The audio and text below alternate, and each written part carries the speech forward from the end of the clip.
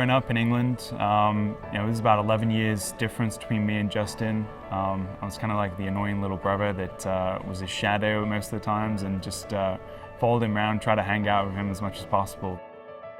Most of the time we sort of spent at the go-kart track mostly. Justin was, like I said, 11 years older, so he was in senior go-karts, and I was going to the racetrack with him and checking it out. And when he moved up to cars, same thing, I just hung around the paddock and spent a lot of time going to the races to watch him. So that's where my passion for racing came from. The Indianapolis 500 is a special race any year. It doesn't really matter if it's the first or the 50th or the 100th or the 101st. It's that kind of race. Me and Justin had the same dream of racing at the 500, and for me, being the younger brother, I wanted, and Justin raced in this race for 8 years, 8 times. It was a dream to sort of join him here on the grid and be racing against him, and that would have been amazing. I remember a couple of years ago looking at the 100th, and that became my mission, was to be in the 100th running of the 500. And that's all I worked towards. And I always had this belief that I was going to be in that race in the 100th running. I just never anticipated a situation where Justin wouldn't also be on the grid with me. I'm thrilled to be able to partner with the Indiana Donor Network and be able to tell Justin's story at the 100th running of the Indy 500. And it really all became apart because of what happened with Justin and Justin's decision as an organ donor. Really, I wasn't aware that he was an organ donor. It's just not something that you talk about or you bring up in conversation because you never know what's around the corner. But Justin had discussed that with Julia, and Julia was aware of that, which made that decision, or made that time easier to deal with. When I look back on it, you look at that really awful time, that dark period of time there after Pocono, and that's the one sort of shining light out of that was what he did as an organ donor. And I mean, I've always been proud of Justin and everything that he's achieved in racing, but that as well, I'm just really proud of what he did and what he chose to do in that moment. For me, the number 25 Indiana Donor Network car isn't just about raising awareness for registering as an organ donor. For me, I think it can stand as a symbol of hope for the national wait list, and also be not just honor Justin and what he did, but also everyone that was an organ donor at some point. I think hopefully that is something that families that have gone through the similar tragedies of mine is something that they can cheer for and look out for and follow the number 25 Indiana Donor Network car. Follow or share our journey on social media at #DrivenToSaveLives.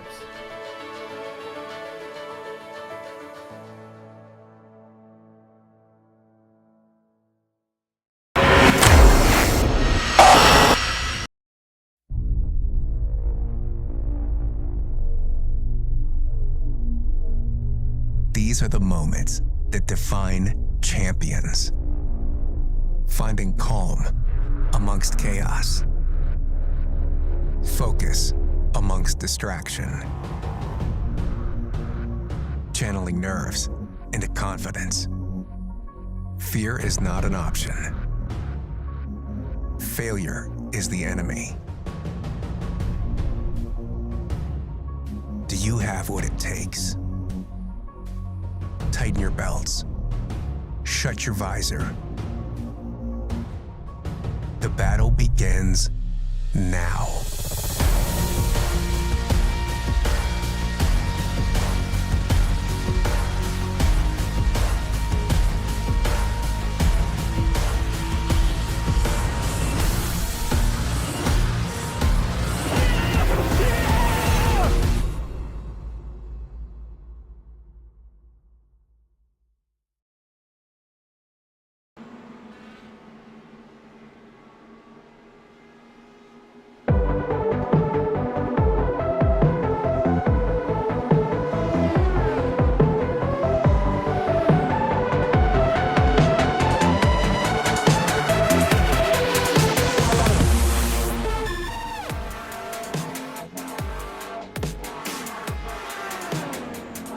month of May begins, and we're here at Indianapolis Speedway for the iAdvanced Motorsports Indy Elite Series, and I believe the race is the Realtek 200. We're going to be going for 200 laps here at the fabled Indianapolis Motor Speedway. Rich Whiteford tonight, joined by Brandon Trost as our driver expert in the booth tonight. Brandon, it's Indianapolis. Need we say more? Really? Great day for a race. It certainly is. It certainly is. Of course, the drivers are heading out at the end of practice now, heading into qualifying very shortly. They'll be getting ready for 200 laps here, 500 miles around this fabled speedway. Of course, don't forget, folks, Ricmatech is proud to sponsor the iAdvanced Motorsports Indy Elite Series Triple Crown events. Ricmatech prides themselves on producing high-performance sim racing equipment. Their Real Gear line brings unbelievable realism to the sim racing experience by utilising real motorsports equipment modified for sim racing. Just like their products, their customer service is held at the same high standard. And as thank you to the sim racing community, Ricmatech is offering you a $20 discount off any order of $100 or more. Go to www.ricmotech.com, and at the completion of your order, simply use the priority code ELITE. And that's www.ricmotech.com, and the code is ELITE if you want $20 off any order over $100 or more. Currently topping the timings in practice is Christopher Demerit, Austin Espite close behind him, only 4/100ths of a second away. Marco Aurelio Brazil, P3 at the moment. He's got a 38.587, so not too far off at the moment. These guys at the front, Brandon, they're very close, and from what we've been told, really not much aero push in this weather condition. No, you shouldn't see any issues. We should see a lot of 20-way checker, 6.1 ARB setups for qualifying. I don't expect any issues with the right rear tire running off in 4 laps. So not for qualifying, but what does this sort of weather spell for the race and the fact we have very little push? Is this going to mean we have pack racing at Indy? Yes, there will be tons of pack racing. I expect the bottom line to be the fastest, but you might see some moves on the outside here and there. Certainly could be, and this is the end of practice, so we're heading into qualifying now to see what these guys can do when it comes to qualifying. We know some drivers like Tim Holgate have been doing race runs, so practice times not particularly indicative of what they're going to have for qualifying here, of course, so it's going to be very exciting to find out who has brought what.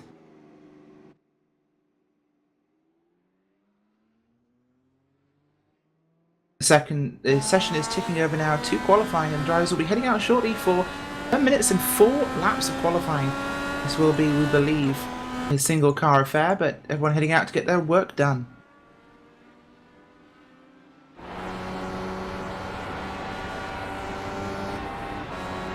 We'll look at Christopher Demerit at the moment, the 144 car. He's, of course, topped practice. To see what he can do, we'll be following him on board for his first lap in the qualifying session. Get you a view, bird's eye, well, a driver's eye view, I should say, around Indianapolis Motor Speedway. Yeah, and he's already pretty quick. I mean, he's already at 232, not even to the line yet. He certainly is. Crossing the line there at 238. He's at 238 miles an hour into turn 1. Dropping off only to 232 there, Brandon, in turn 1, which would say is probably the slowest corner on the track here, so he's managed to keep that car speed up. That car looks like it's turning really good. Certainly does. Looking at the weather, we're at 73 degrees air temperature, overcast. Track temperatures also 73 degrees Fahrenheit. Winds are northwest at 4-5 miles an hour, so with turn 1 being north and turn 3 and 4 being the south end of the racetrack, we're really here looking at a bit of headwind coming off turn 1 and a bit of a crosswind going into turn 2, so that could make things tricky later, Brandon. Yeah, I can see if someone's right rear heats up a little bit, they could have a little bit of an issue off too, but I think with the colder weather it shouldn't matter much. Certainly not. Looking at those times, very indicative. These guys have been running qualifying laps in practice, of course. As look at that. Tim Holgate from P30 in practice up to P4 at the moment in qualifying. Currently it's Demerit on provisional pole with Austin Espite and Christian Steele running very, very quick lap times, but Demerit a little slower than he has in practice. Of course, no draft in qualifying, so that could have affected him. The times roughly within the same sort of bracket of a tenth, 2 tenths at the moment. Yeah, he just picked up. He did, yeah, wow. 38.530, which is actually faster than his practice time. Just pulled off the track. Looks like that'll be 2 laps and done for him. It certainly will be. We'll have to see what the other drivers can pull off at the moment. Tim Holgate, well, we were told he was going to be fast. He's gone third now. But let's see what else he can pull off here. He, of course, has 4 laps total. We'll see if he uses all 4 of those to get this fast lap in. This is, of course, fastest lap qualifying, not an average of the 4 laps that we'll see on the 21st of May this month, Brandon, for the iRacing official Indy 500. These guys, which one of their 4 laps is the fastest will count.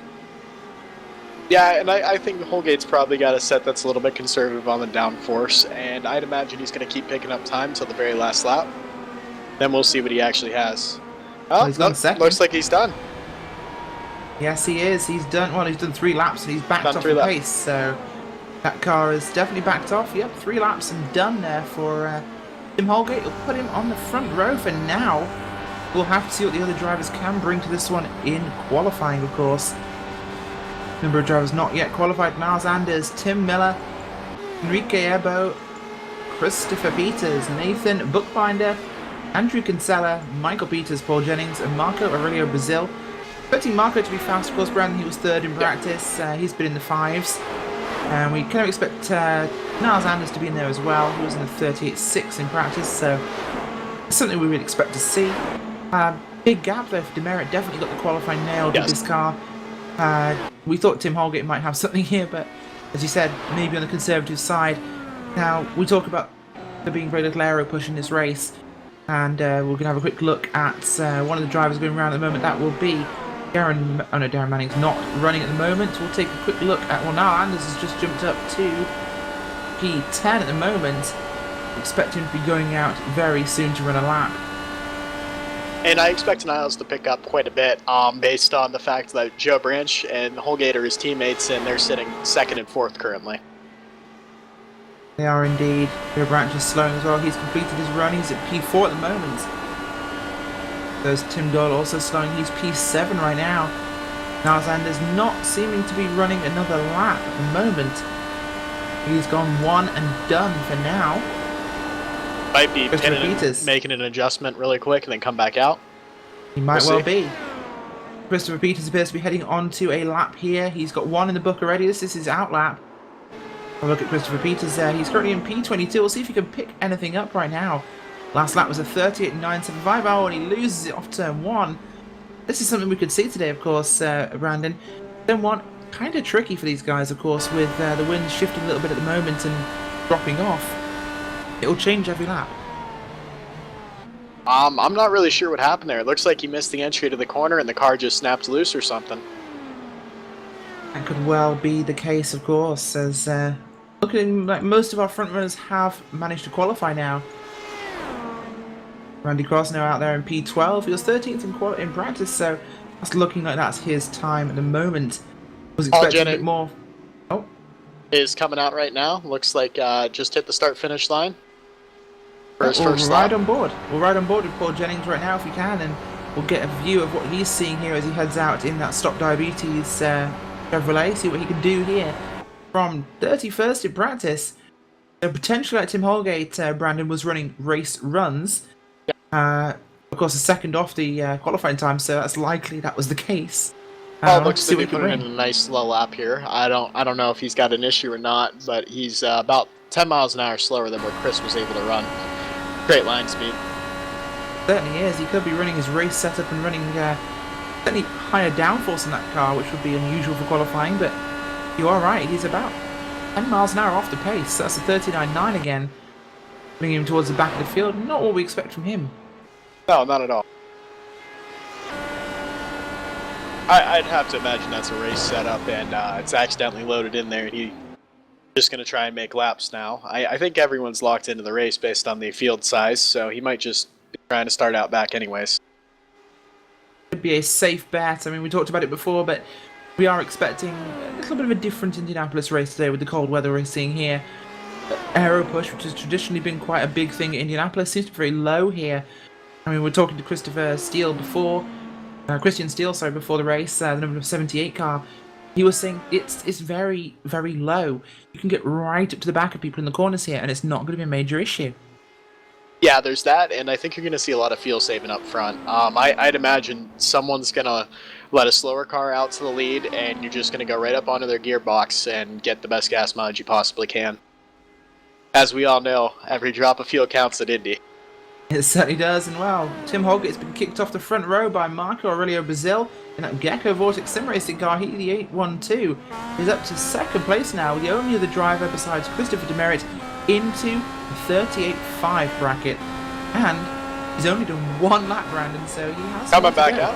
He is. He wants to improve. He wants pole. I think he's going to try to do 1 or 2 more laps here and see what happens. Certainly is. We'll have to see if he can pull anything out of the bag. At this time, he needs 6/100ths of a second. He could snatch pole. That's about what Chris gained from his first to second lap. So if Marco does 2 laps here, I could see it very possible to be right up with Chris. This will be very exciting to see what can happen here, of course. And Marco Aurelio Brazil, that Vortex Sim Racing car, definitely having a good run of late. So we'll have to see what he can pull off in this one. And coming on to through turn 3 and 4 now, heading out towards his flying lap here. See what he can put together. Time is running out though, so he'll only have 1 lap here to run. It looks like he's going to just barely get the second one in. We'll see though. We'll have to see indeed. This will be very tight, coming to the 1 minute remaining in qualifying now. From there, it should take about 60 seconds, so yeah, it's right about where he needs to be. Yeah, I think he will get 1 final lap in here if he runs this one. That lap was a 6:05, so slower. 2:39 at the end of the straight. Yep, this should be the faster lap, of course, as his times are looking a little bit slower on mile-an-hour pace than Demerit, so this might be a slower lap. His straight line's a little bit better. I think Demerit's got the better turning speed, though, so we'll see which matters most. Absolutely. Turn 3, now to turn 4. Up to very fast. And it looks like he slid up a little bit. I still think he was a little bit off miles an hour wise in the corners, as we see with his lap will improve or not. 5.57. Improvement, but not enough. 27/100ths off. Oh, sorry, only 2/100ths even off. The whole time of a 38.530. And that will conclude qualifying here. We're going to get ready to go through the grid. Yeah, how about Diedrich moved up to 4th place there? I'm not sure if we got that replay or not, but... We do not at the moment, but we're going to go through the grid right now. As Christopher Merritt will take pole here in the iAdvance Indy Elite Series Indianapolis 500 here. Christopher Demerit on pole. Marco Aurelio Brazil in 2nd place alongside him. Tim Holgate will start 3rd. And starting 4th, Diedrich Kynes. Starting in P5 will be Austin Espete, and on his outside, Joe Branch. Starting behind them will be Christian Steele and James McClure. And row 5 will be Tim Doyle and Joe Flanagan. The rest of those results will be up on your screen now as we go through. Get ready to run across some of the most hallowed racing surfaces in all of motorsports and 1 yard of bricks. So who's your favorite for the race, Rachel? Well, it's going to be a tough one to call here, of course, Brandon, but well, we've seen from the speed. Merritt has been fast. We've not seen race runs from him, though, so could well be that we are looking at someone like Tim Holgate, who's 39.3, is a pretty respectable racing lap, so I think my money will be on Tim Holgate. Who are you going to pick? Yeah, that's definitely a good pick. I think you either will see... I think Holgate's a great guess. Branch is another really good one. Teammate with Holgate, and I can see those two, if they can get together, working together to gain an advantage. Marco's another interesting one. I don't know if his race set's going to be up to par, but his Q set's pretty quick, and I know he likes running a lot of low downforce stuff, which with this weather, that might work well. It certainly could do, of course. If you can eke anything out in this weather, it will be a major advantage, but the outside lane at the moment is 2 Gecko Vortex Sim Racing cars at the moment. That's Diedrich Kynes and Marco Aurelio Brazil. Those drivers, they're teammates, so you could have this one locked in if they can get it together and work together, of course. Demerit and Holgate will have to try and find some common ground there, but I'm sure that can be done. Yeah, they won't have an issue in the turn. Everyone will take it nice and easy. Drivers have also been warned by race control that they're not allowed to cut the white line between 1 and 2, of course, Brandon. Typical Indianapolis strategy is to sweep out wide onto the track between 1 and 2, cutting back in, have a faster full throttle run through the pit exit. Of course, the pit exit here, for anyone who doesn't know, because it's on the back stretch of Indy, and they'll be pitting in off turn 4, of course. But normally you kind of cut across that white line and back in again, but they can't do that today, so it'll be who can manage that throttle will get the best run off pit road.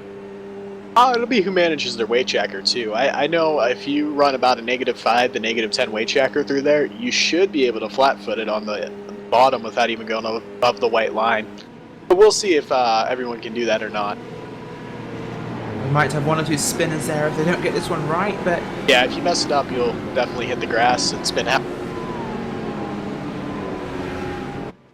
I'll have to find out if that will happen at all today. But right now, Christopher Demerit, Marco Aurelio Brazil, your front row for this one, behind the iRacing pace car, as we're going to head down towards turn 3 and turn 4 now.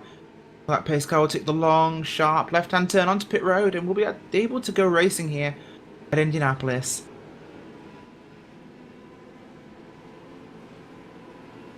Pace car coming out of turn 3 now. Field bunching up behind your leaders now. Field is 32 cars strong today. 2 cars not qualifying, Andrew Kinsella and Henrique Ebo. No qualifiers at the back there, 31st and 32nd.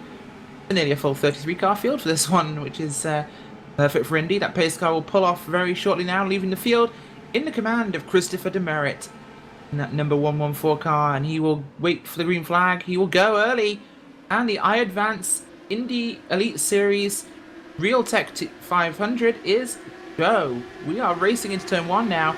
Demerit has a great start, pulls to the outside, and Holgate will go through as well. Big jump by Tim Holgate, straight up the inside line. Nope, doesn't look like Holgate's got enough of a run here. But one driver does, and that's Marco Aurelio Brazil going underneath Tim Holgate there on the run through turn, down the backstretch towards turn 3. He will back out there. Holgate is on the outside now. Can he run round the outside of Demerit early on with good tyres? Does not look like it's faster to be on the outside right now. It does not indeed. One driver looking to make a move, goes Austin Espite back there in the Red Bull machine. He wants to find a way through here. Holgate low. But to the inside, he has it now. Tim Holgate will look to the inside for turn 1. And within a space of a lap, Tim Holgate will be leading here at Indianapolis. I just barely lost it to the line there. 6,000. This is a huge, huge run here, but of course, well, it's Indy, and everyone drafts, so back will go Christopher Demerit to the inside. Making a very easy pass. Tim Holgate not giving him much hassle there, of course, Brandon, in these early stages. Just wanting to make sure everything flows. As the caution is out. Caution is out. We're looking for the inside. Oh, it's big. It's huge. We have a big accident there. Nathan Brookbinder. It is. Nathan Brookbinder's involved. We're going to try and find out what actually happened here.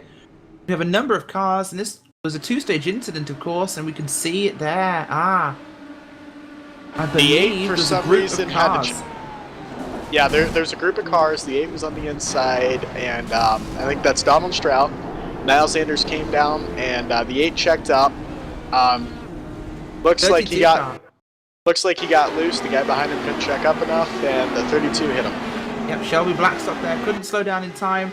Hooks the 8 car. They both go round, and well, that hooks Randy Grosno, and everyone gets piled into that one. And cars come from a little bit further back and also join in. So we have a number of cars out of this one. Big accident here at Indy on lap number 2. We are under caution for the first time. Yeah, that's a lot of bad luck for Randy right there. He nearly had it through, and that car came sliding down and hit him. Seems to always happen to Randy for. Yeah, Randy always finds himself in the worst luck possible. Poor Randy Grosno there in that 25 Banshee Autosport machine. Just really Aero X, I should say, the worst luck he could possibly have in this one. That car is out for the count. Tony Schoen also out, as is Randy Freeman, Shelby Blackstock, Tony Helmanen, Bradley Walters. Nathan Bookbinder is on track, but damaged. You know what, though? This actually started on the exit of turn 2, it looks like. Niles looks to have hit the grass in turn 2, and Grosno hit the wall. It looks like so they all lost speed. And then the 8 got low, and I think that just ended up piling them all up in the next corner. Well, these things typically are chain reactions and happen in multiple corners before the actual wreck occurs, so a big incident there. As I mentioned earlier, we definitely have confirmation that at least, I believe, 6 to 7 drivers are out. This one's 6 confirmed. We'll have to see if Nathan Bookbinder can get any damage fixed. He's had a new wing fitted to that United Fiber car. He might be alright. I mean, from what I saw on the replay, it looks like he only hit his front wing against a wall, and he's coming out of pit road. Yes. Some side pod damage, so down on top speed, but he is still running. Yeah, that's a left side pod, so that will be down on speed. It should be a little bit tighter, I'd say. Which could be a good thing, considering how the weather is going here today. It's very cold, very fast around Indy, so could be an advantage there for him. But we'll have to see as the rest of the cars will cycle through. Some guys pitting, some guys not, of course. It's only lap 2. So we weren't expecting the whole field to come down pit road, of course, as we get ready to go back to green from this initial caution.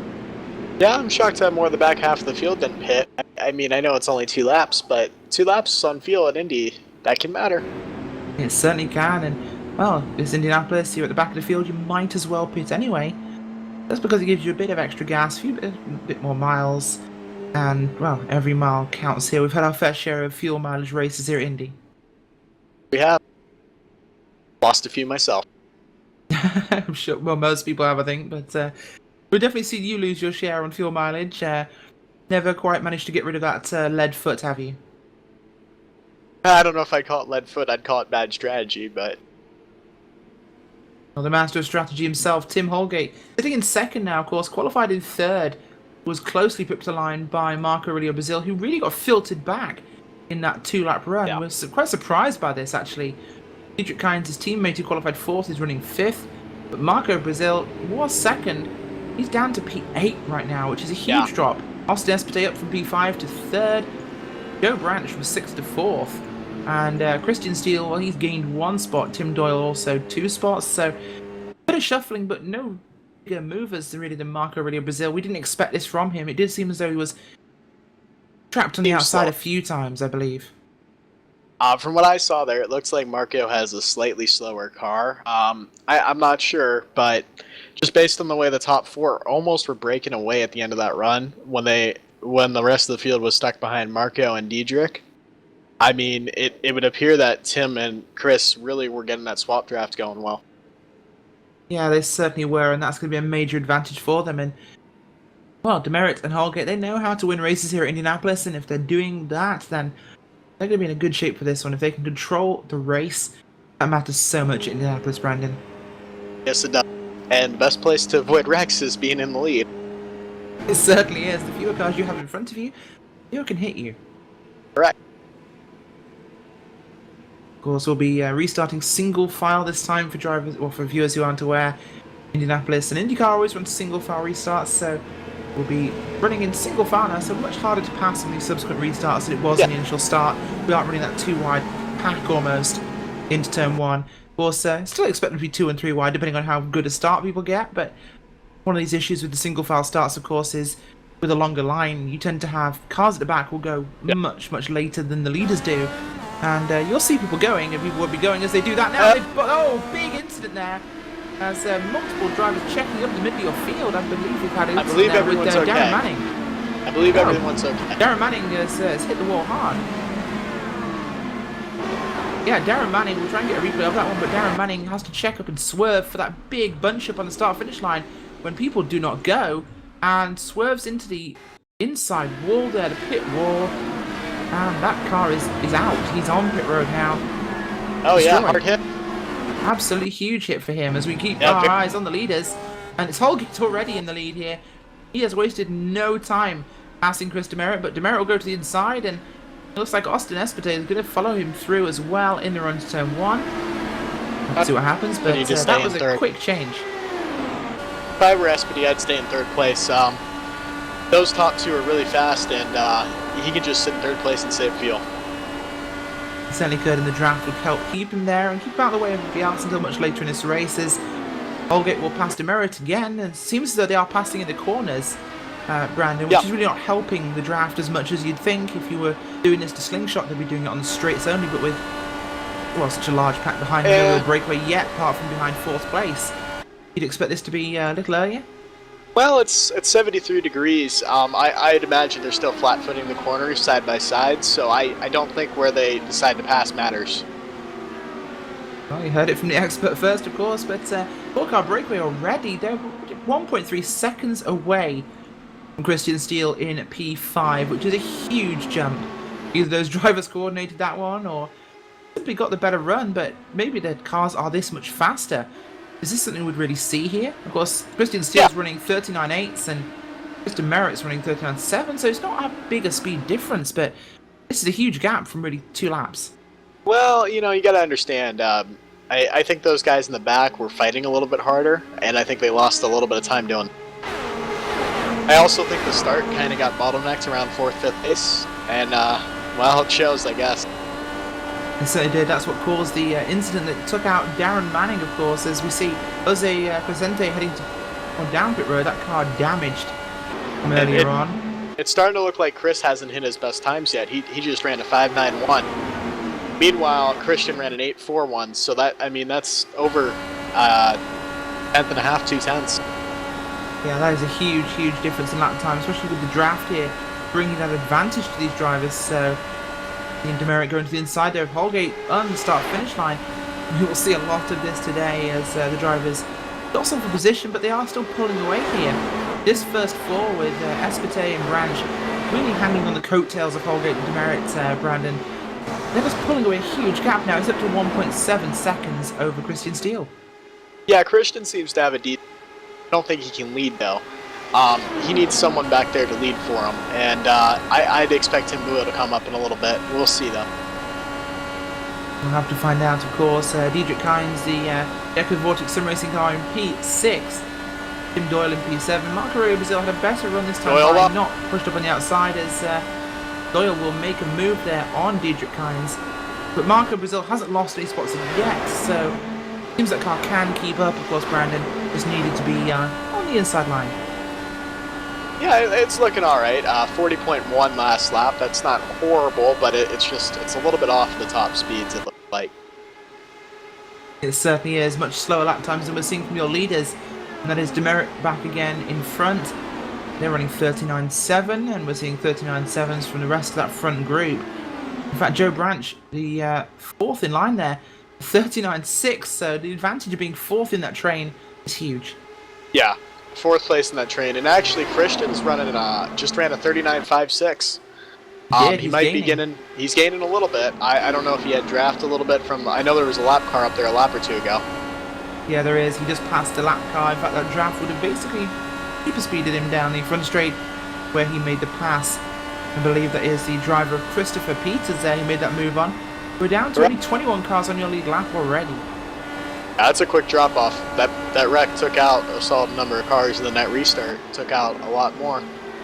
It certainly did. We lost a lot of cars who bunched up on that restart course when a car in the mid-pack didn't go, but we lost at least 6 cars in that initial wreck outright, but we had at least 8 or 9 damaged, so major thing there. But we're seeing some passing back here in the rear of your field as lap cars will make moves. But looking up towards the mid-pack of this field, we're seeing some minor shuffling, of course. No real big moves Looks like yet. we We spread actually it have Andrew Kinsella up from 31st on the grid. He's running in 12th right now. He is the big mover at the moment. Yeah, and right now it's looking like the field's spread out, so I think you'll see people staying in the positions they're in unless they're significantly faster than people. We'll have to keep an eye on Andrew Kinsella to see exactly where he can get up to. Of course, that car didn't qualify. We have no idea of his relative pace, but he is making that move work, as we'll see Tim Miller go to his inside there from P22 on the grid, so another big mover in this race. Yeah. Have to see what he can do, of course. Paul Jennings is up there too. I know he qualified dead last of our qualifiers. I guess if he avoided that first incident, it's going to be crazy to get at least 7 or 8 spots on the racetrack, so we can discount a few of those, but he'll be passed right now by Ryan Heater. That is the number 24 machine there, making that move on the inside. and those guys look to be about 3-4 tenths off the pace. So if we go green for a field run or two, I'd expect them to go a lap down. Yeah, certainly likely with the duration drop-off we see really here.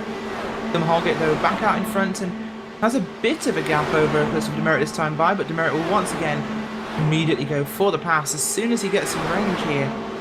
To the inside in turn 3. Well, Branch looks to be trying to either save fuel or he's having issues keeping up. I'm not sure which. He has dropped off a small amount this time by, of course. Was riding in Catching fourth. back up. Warmly, comfortably in the cradle, of course, there with these 3 guys towards the front. As Tim Holgate will pass again. In fact, we're going to stop commentating on them passing each other. They're doing it all the time. Coming up on a lap car. It looks like to be Jose. He's at 212 in the corner, so this could be interesting. Yeah, big speed difference. That car is heavily damaged from that first incident, so catching Jose Crescente. Looking like they're heading towards him in turn 3. Big speed difference. The Demerit right behind him. He's right in the racing line. No. Oh! And Chris just barely got by there. Major miscommunication there with the lap car as Chris Demerit has to swerve to avoid him, and well, that could have completely destroyed the race here. Yeah, we'll see if the race control decides to park that car or not. But to me, I mean, he's 2 seconds off of the leader's pace. Actually, it certainly is drastically different. Yeah, his last lap was at 42.5, so that's nearly 3 seconds off the pace of these leaders. Yeah, that's a little bit too slow to be out racing. Certainly is, and I'm sure someone will mention that at some point. And just to kind of remind people of the weather, it is 73 degrees track and air temperature. Winds have shifted to the west at 2 miles an hour now as we see more of our leaders passing that slow lap car. We actually nearly had an incident between Tim Doyle and actually we did have an incident between Tim Doyle and Marco Aliel Brazil in turn 1 of lap 17. Doyle has side pod damage, it looks like. We'll have to look at what happened, and we do see that. Oh, yeah, he got a bit of wall contact there, as did Marco Aurelio Brazil. Marco Brazil making that pass up to P6 there, but well, they both side pod. Got a bit of a penalty for it, so that is not what these guys wanted at this stage. But Marco Brazil came up across Tim Doyle, which is really not what you need to do in turn 1 at Indianapolis, Brandon. No, you do not want to pull that pass, especially if it's lap 17. If this was lap 200, I'd understand it, but it's much too early for that move. Certainly is. Lap 18 here. Let's look at. They're both Boots. paying for it. No, they are. They're losing massive amounts of time here. And let's see what their last lap was. Him there looks like he slid. He saved it, but that did not look good. Certainly not. We'll have to keep an eye on these drivers as they are now battling each other, of course, both with the same side pod damage. So they're probably going to, as much as they hate each other after that, they'll now be around each other for the entire race, which will only make things worse, I'm sure. So we'll be keeping an eye on that one as last time by James McClure is catching them. He wants to get past these guys as quickly as he can. Yeah, he needs to get by. Those two are not up to speed anymore. Well, Joe Branch has dropped off. He's now half a second back from your lead trio. Austin Espete, really the only car here able to keep hold of Holgate and Demerit up front. These guys managing just an incredible pace in this race. Branch looks to be loose. I don't know if that's gonna stay that way or not, but we'll see. Certainly could be a factor in that Advanced Motorsports Chevrolet car. He's doing everything he can to keep with these guys, but that car, as you mentioned, just a little bit on the loose side. He's just a bit free. That car really can't put the foot down in the corner. Having to steer a little bit less, keep those wheels straighter. Of course, when one of these cars gets loose, it's almost uncontrollably looks like something else happened between Marco and Doyle. Yeah, Doyle punted Marco entering turn 3, it looks like. Marco appeared to have been trying to defend the inside line. A little bit of netcode contacts there. They both continued, but they lost a lot of time there. Yeah, they certainly did. That was definitely a definitely a issue for them. That was very, very brave defense there, almost like the Ryan Hunter Ray pass. Marco's spinning, oh, and across the track, and he's fly. Caution is out. It looks like everyone got away with it. Yeah, we'll have to get a quick replay to see what happened to this one, but Tim Doyle to the outside of Marco Aurelio Brazil as Marco goes too low. I believe, too low. The back end steps out, round he goes, and hits all hard there. About as middle of turn Well, turn Yeah, 4.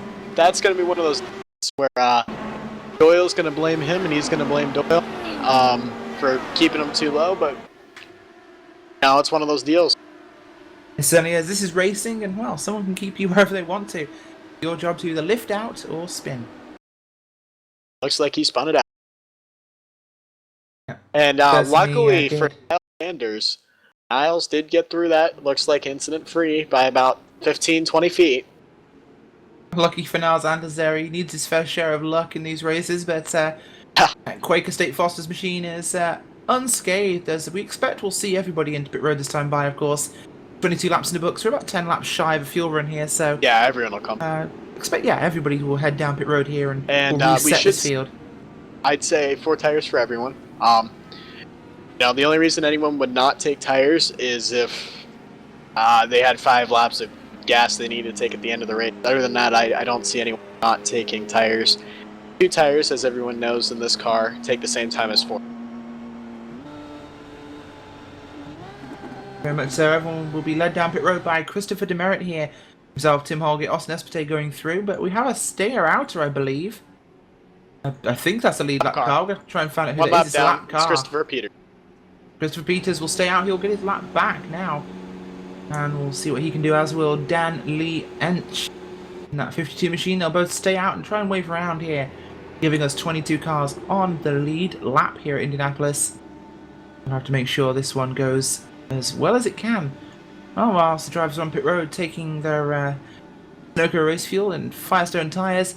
Don't forget, folks, if you go to ricmotech.com, www.ricmotech.com, you can get $20 off any order of $100 or more by simply using the promo code ELITE at the checkout. Ricmotech is proud to sponsor the iAdvance Motorsports Indy Elite Series Triple Crown events. Ricmotech pride themselves on producing high-performance sim racing equipment, and their Real Gear line brings unbelievable realism to the sim racing experience by using real motorsports equipment modified for sim racing. Just like their products, their customer service is held to the same high standard. And as a thank you to the sim racing community, you can use that promo code to get yourself $20 off any order of $100 or more.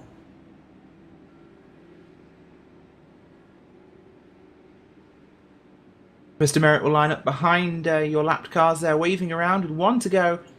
Tim Hoggett is in 2nd place. Austin Espete in 3rd. Joe Branch in 4th. Christian Steele 5th. And Tim Doyle in P6. Everyone in the same order they were in before. As we'll take a quick commercial break and, well, we'll be back with you for the green.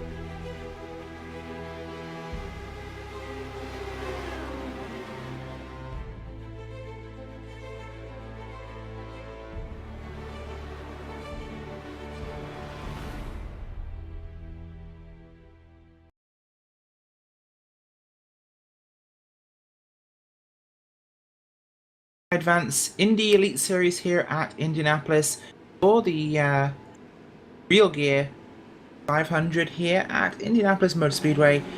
And it's Christopher Merritt leading from Tim Holgate, Austin Espete, and Joe Branch and Christian Steele.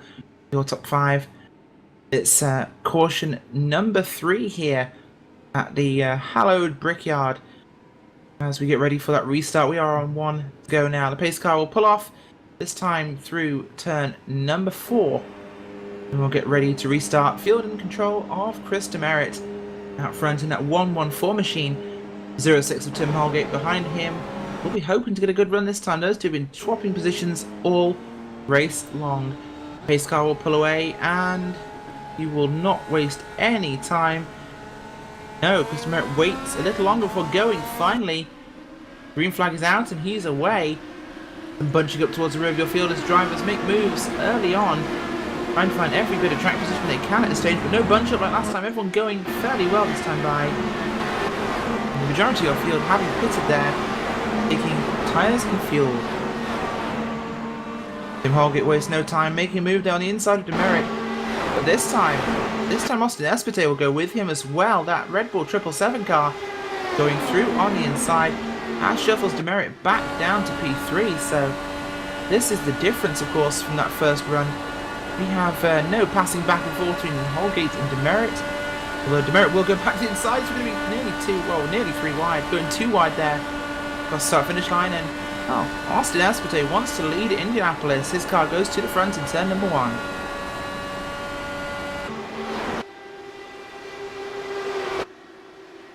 Looking back through your field, Joe Flanagan there in P number 9. He's ahead of Derek Kynes and Andrew Kinsella. Kinsella up to P11 from 31st on your grid. Biggest mover in your field, up 20 positions there as he runs behind Cedric Kynes and Joe Flanagan, looking and waiting to make a move into that top 10 from the back row of your grid.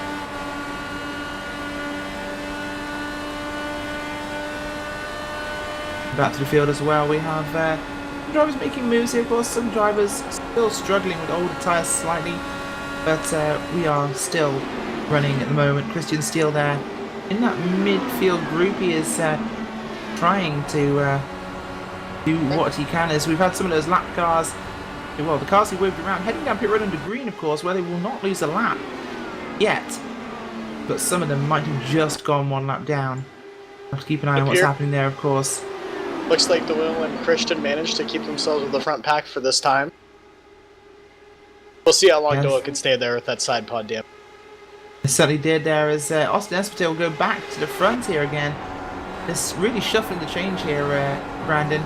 It was seen Demerit back in 3rd for the first time. He's saving fuel? I probably not from here, though. I'd imagine Austin Espete didn't really give him the option of saving fuel. He told him he was going to save fuel by passing early on, as you see Tim Holgate go back through, and Austin Espete has room to drop back in line. Yeah, by my calculations, I don't think fuel saving I'll be able to go with the suit. It happened to go green. If it does happen to go green, of course, we're expecting these guys to come back down pit road for Sunoco fuel and Firestone tyres about the lap 50 mark, really. We're looking at about maybe 54 laps into this race, 55 laps in. We'll be expecting everyone down pit road, so that'll be really the test here of who's saved the most. Of course, running in 2nd and 3rd in this sort of group. You've got cars behind you in a group of 3 there, which is Branch, Steele and Doyle. You can really afford to dial back your fuel mode from, of course, nobody running in map 1 at the moment, I don't think. We're expecting maybe map 2, maybe map 3, depending on where you're running in this group, but you can really afford to save some fuel in this sort of group. If I had to take a guess, I'd say the top 4 are all running map. You know, you can run those different maps, but a lot of the drivers I've talked to think you can save more by just lifting off the gas on the straightaway. It would seem logical. It would seem logical, especially with the draft effect you're getting here, of course. Lowering those RPMs, you save fuel much more drastically, really, as, of course, they only really are putting the foot down fully as they make a pass here as we go through turn 3 there, and Holgate returns to the lead. Demerit looking racy. I think he wants to get past Austin Espete there. If he wants to get past him, he'll be able to do it in half a lap. I'd imagine he's sticking behind now. A 3 wide move, which is probably what he'd have to do. It would be risky at this stage of the race, I think. You'd agree there, Brandon. It's a little too early to be making any sort of majorly aggressive passes, but drivers who are trying to make moves. Oh, I believe we've had an incident as well. I'm looking for it. Kinsella he's out. He's on pit road. We'll have to find out what happened to him. But I believe it's recent. He was running near your top 10, of course. Running down towards turn number 3. Had the number 76 car on his inside. That was Yep. the car of Andreas Ilk, who Ilk comes up and puts Kinsella in the outside wall of turn 3, and his day is done. Yeah, it looks like Reyes suffered some aero push there.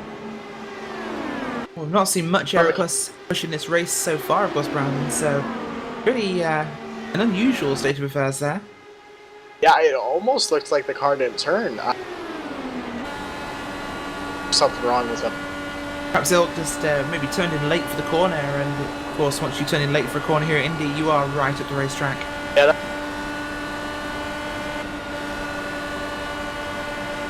Looks like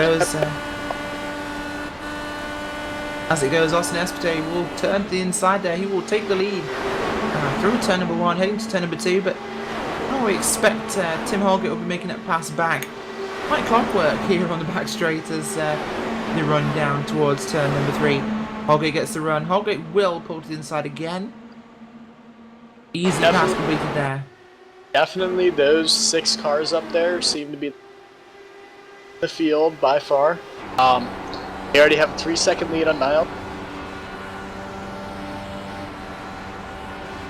Yeah, they certainly do. Gapping the front pack there quite considerably. In fact, yes, the first 5 really staying with the leaders this time. Or first 6, I should say. P7 though, 2.2 seconds back at the moment on the racetrack, and that is Niles Anders and James McClure. Just, Brandon, talk us through what these guys will be doing over a fuel run here. Say this one goes green. What will you be changing in this car to keep yourself going? If it goes green from here? Absolutely. What would you do over a fuel run? Of course, using the in-car tools, the weight jackers, the roll bars, brake bias. What are you changing here over the duration, and how's it affecting the car? Depends who you are. Me personally, I'd probably be running 0 weight jacker this whole run. I think guys like Holgate like to make more adjustments than I do. Of course, using that weight jacker can actually add to the tyre wear over a run. Of course, really affecting that right rear and the left front tyres really are putting a lot more strain using more weight jacker over a run. So, if anything, you're relying more on the anti-roll bars really to compensate for the change in fuel weight. It depends on your setup. You know, some of these guys probably do make those adjustments. For me, anti-roll bars don't make a big difference. If I'm going to do anything, I probably would change jacker first because it's a lot quicker to have an immediate effect on your car by doing it. Of course, though, yes, weight jacker can wear your right rear out if you go positive. If you go negative, you'll stop wearing your right rear. For lack of a better term. Of course, yeah, you'll stop wearing it, but of course you won't really be able to turn. Should you go down the weight jacket too much, of course, at this racetrack. As we see the leaders swapping position once again. And looking back through your field, it's... Oh, sorry? I'd say, you know, if someone happens to be jacker a lot, I'd expect them to be making...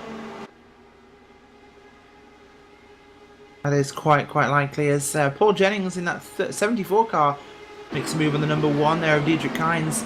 That puts him up to P number 10 on the racetrack. Behind Joe Flanagan, who's 3 seconds at the road, but, wow, Diedrich Kynes will answer. And he goes back to the inside into turn 1. And actually, speaking of wings, very distinct. I know some people prefer to go as low as possible, and some like to go high. That way they're better in the back, you know, hang behind people better and stuff. So as you get going on in this run, I'd expect people to make it here as they figure out whether their car's a little bit too pushy or if they could use a little less downforce. Of course, is there a benefit to using more underbody aero in these cars? Oh, we're having a big fight actually here. 74 car, the one of Kynes. Tim Miller's getting involved, as is Ryan Heater. So we have a 4-car group forming up there just outside your top 10. It's Diedrich Kynes and it's Paul Jennings there, really too wide. Heater through on Miller. Miller dropping back a little bit, perhaps not liking the layout. Peter going to go through 3 wide. 3 wide down to turn 3 in Indianapolis. This will work, but Diedrich backed out. It did. Diedrich backed out as the safer option here at lap 38 of 200. And that will move very brave Ryan Heater up. In fact, he moves up 2 spots there as he will pass Paul Jennings as well. It looks like he might get him into turn 1. It looks like he's going to get it. For Diedrich there, if he kept his foot in it, I'd imagine as the middle line, typically that's the guy who gains the position through the corner. Certainly is, of course, on the low line. If you have to stay low, of course, throughout the corner, you really can't get the exit speed there, as Paul Jennings will make a move here on Ryan Eater, or not. He stays in line. But in the high line, of course, you can't carry as much speed in, so the middle line really is the optimal run through the corner. As we were just saying, of course, there's different aero you can run on these cars. You can run underbody aero, you can run overbody aero. Are you more likely to depend on underbody aero here to kind of beat that dirty air? Well, I mean, yeah, everyone's running underbody aero. If I had to take a guess, and we have a caution. Out. We'll find out what's happened here for you very quickly and see exactly what's happening here on the racetrack. Looking for a wrecked car? I haven't seen one yet. It's give us a few moments to work out what's actually happened here. It's Chris Peters has had an incident. Chris Peters on the racetrack there having a problem. Oh, Chris was down in 21st place. He's come off through turn 1 there. Replay for you. Lost the back end. The car's gone round and into the inside wall. Hitting hard. Back up the racetrack. Thankfully out of the way of a lot of traffic there. Well, I mean, the car was already a lap down. I don't know if he had damage or not, but that's definitely a possibility. Or actually, based on the way that looks, could have been a little bit too much weight jacker. It certainly could be. Well, we're going to take a quick commercial break whilst these guys cycle through and head down pit road. Join us after the break.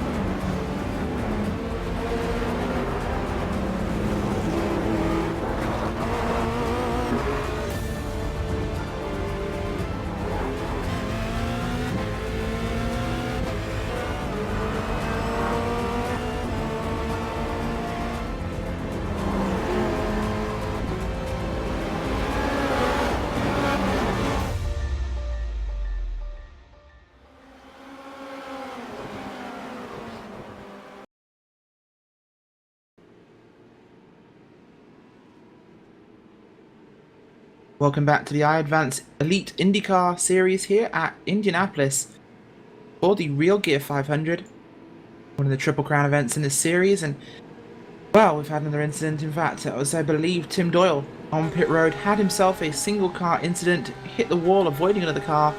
It looks like his day could well be done. Yeah, it looks to be done. A lot of damage.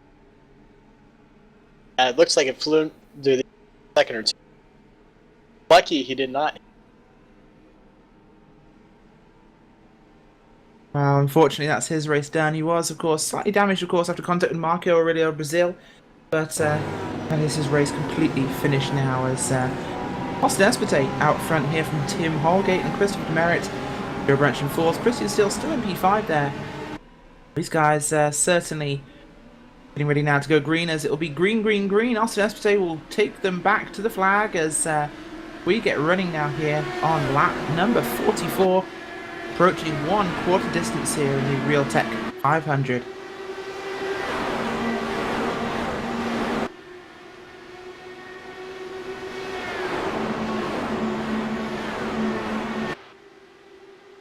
And got a pass for the lead. I'll be seeing that all race.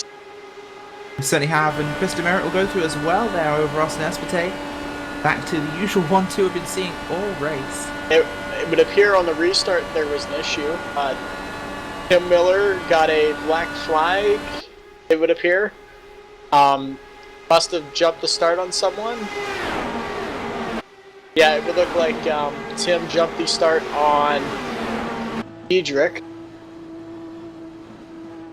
It looks like there was a big stack up Moran. Yeah, there certainly was. The field spreading out a little bit. Ooh, he had contact there with Paul Jennings. And I believe that's the number 4 machine of Nathan Bookbinder, who was involved early on in that incident, lost his front wing. Slight damage on that car, but Jennings making the move back to the inside in turn number 3 there. Getting it done. Yeah, we'll see what Jennings has. He doesn't seem to have a lot of speed, but the car's cool. Yeah, the car not damaged, of course, for Jennings, although it is for Bookbinder.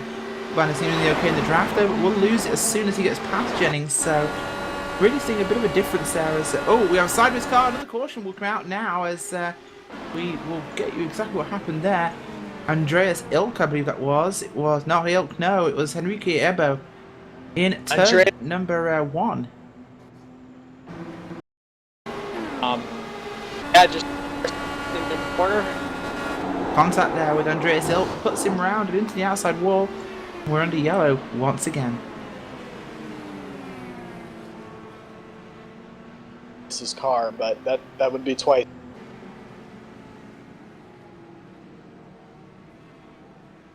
Yeah, big moment there. Hopefully that car could be okay.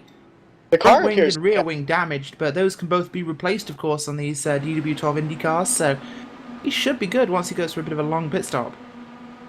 Yeah, we'll see. It depends how he hit that wall. Yeah, it was a hard contact. I think we got one other car with damage. We have indeed. I think the back wheels might be pushed in a little bit there, but yeah, Robert Gortz also damaged in that incident. We'll have to see what happens to him too. The left front tire would appear to be damaged, and the left side pod, along with the left front wing. We'll see how much the pit crew can repair there. I don't know. That was a heavy contact. Yeah, big incident happening there, of course. Not what these guys want to have happening at this stage of the race, but as it stands, of course, well, we are seeing quite a depreciation of this field. We're down to 19 cars on that lead lap, and you know, Henrique Ebo and Robert Gortz both have damage to repair at this stage, so well, in fact, we're actually joined at the moment by Francisco Scaramuzza from LSR joining us, guesting in the booth here. Francisco, it's well, turning into quite an exciting race here. Oh, sorry, actually, gonna have to cut you off for a second there, as a very, very late exit from pit road there from Paul Jennings, who decides at the last moment to stay out and nearly meets his maker with the attenuator. Yeah. That might be looked at by race control. I do not know the rule in this series. That's a good question right there. have to find out what happens to him, but that was a very, very late exit. Well, Well past after the commitment line. Yeah, I do not know what the series policy is on this. I know other series have a rule that once you pass the commitment hit. That's certainly, well, brave. I'm not sure why he would stay out at this stage, but he has gained himself a lot of track position, of course, up to P8 at the moment. Yeah. Himself qualifying in 30th on the grid, so definitely gained track position, which can be so important. It was the perfect call for these situations he's in, based on stacked up right now. And the one car that stands out to me right now is that 99 and Niles Anders. I mean, he qualified 4th, and he's up to, or 11th, and he's up to 4th right now. That's a great gain here, and I mean, we're not too far into this race. We still have, oh geez, about 150 laps still to go, so still a lot of laps to go, but that's a great gain already. He's just got to be sure, though, he doesn't go a little too early there, because this is a long race. If you're using up your stuff like that and you're trying to be super aggressive, you might end up catching the wall or something might happen like that. And at Indy, it's such a different track based on where else you would go, because you have those 2 short chutes in the turns. Yeah, and the other interesting thing here, you have a split strategy. Top 5 did stay out, and Tim is our first car with 4 fresh tires. And Paul's coming in this time. Paul by, is so coming Paul in Jennings this time. is pitting. I'd imagine race control told him that wasn't allowed, and Yeah, if you pull towards pit road, you do have to pit, in fact. I would imagine. Like, he's going to go, jack stands go up on that DW12. But, Rachel, how about the run right now for Ryan Heater? Started 25th, he's up to 9th right now. That's a great run. It certainly is a big move for him as well, and well, we'll have to see what his pace is like amongst these guys, but he was dicing well with Jennings, so we'll have to see what can happen there. But we are going to quickly chat to the crew chief for the number 144 car of Christopher Demerit. That is Brandon Traino. Brandon, this race going really well for your driver at the moment, staying up front, a lot of passing amongst the leaders, but it is helping you guys get up the field. You stayed out this time by this is strategy call? I mean, not really. We pitted what was it, about maybe 5 laps ago. But Chris is really happy with the car. We got a good balance with downforce to drag. Swapping with Holgate seems to be the quickest way. We're able to break away with Austin, which is good to make it a 3-car race. And then we're banking on when green flag stops come out, we can kind of get by ourselves and really show our straight line speed. Awesome, well, good luck in the rest of the race. Maybe we'll get a chance to chat to you later. But I know we're coming back to green this time by, so thanks for joining us. Well, Traino, while we have you here, I gotta ask, you know, are you guys running a low downforce package, or is it higher? It's actually about in the middle, to be honest. Mechanically wise, we have a lot of straight line speed. It's not really downforce wise is where our speed is, but we'll see how it plays out in the end. Chris has been happy with the car. So we'll have to cut you off there because we're heading back to green. We'll talk to you later, Brandon, but as it stands, pace car will pull to pit road, still under the command of his driver, Christopher Demerit, and he will go pretty quickly this time. Back to green flag racing here at Indianapolis Motor Speedway. Chris Demerit, Austin Espete, Christian Steele, Niles Anders, and Diedrich Kynes there. These guys that stayed out this time by. Back into green flag racing, and well, Tim Holgate did pit. He was the first of the pitters. Tim Holgate He's back in P7. is looking to move up to P6 right here on the inside. Should easily have this one. We'll see how quickly Holgate. We'll see how quickly Holgate can get up there. The only thing I'd be concerned about is he does have extra fuel, which will slow him down a little bit. Fresh tires, I don't think are going to blasted by him. Holy cow! Go 6 of Tim Holgate did in fact make that move. He's going to make a move there on Diedrich Kynes there as well. He is not hanging around. He wants to try and catch back up. Holgate's going back up. It does not look like Holgate's going to. The branch had a dismal start and is way behind. And the branch sitting back at the moment in P and brake. Hasn't really made any gains. Ryan Heater, of course, still running P9, so he seems to have definitely secured his track position now with that strategy, but Holgate actually starting to catch back up to a lead 4, and well, we'll have to see if they can pull away now or if he can actually manage to get back to them. I But, think he's Demerit's almost got the draft. He might well be just in range now. He's about a second out, so he's just in range. And with Diedrich behind him, I think that could just be the push he needs. Yeah, and the interesting thing will be to see if Niles will fall back if needed as a teammate. Fall back a little bit if Holgate gets 10th closer, I think he... Certainly Looks could. like Niles is falling back a little bit. Yeah, Niles is dropping back slightly, which would definitely help Tim Holgate to get up to this lead group and jump forwards, but as it stands, he is... well, we're going to make sure we get this under position as Demerit will go back to the front.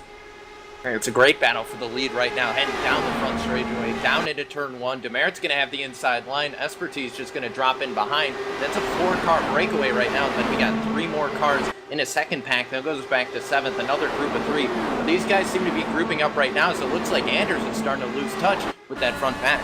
Holgate's got Anders now. Will be coming up there quick. The one thing to note, though, is last lap, I don't believe Holgate had much of a draft, and he managed to run an identical time top 2, so that's telling me Holgate's got a very good car by himself. Be able to keep up with 2 cars that were together, swapping. Certainly have, and well, Demerit back to the front here in this one as he makes a pass on Austin Espete there. Nice clean move, but Christian Steele in net P3 at the moment. That's definitely a big game, Brandon. Yeah, Christian's got a good car. I just don't think it has quite the speed of the top 3 for most of the race, which would have been Holgate, Espedy, and Barrett. But he's very close, and if he can stay up there, he should have...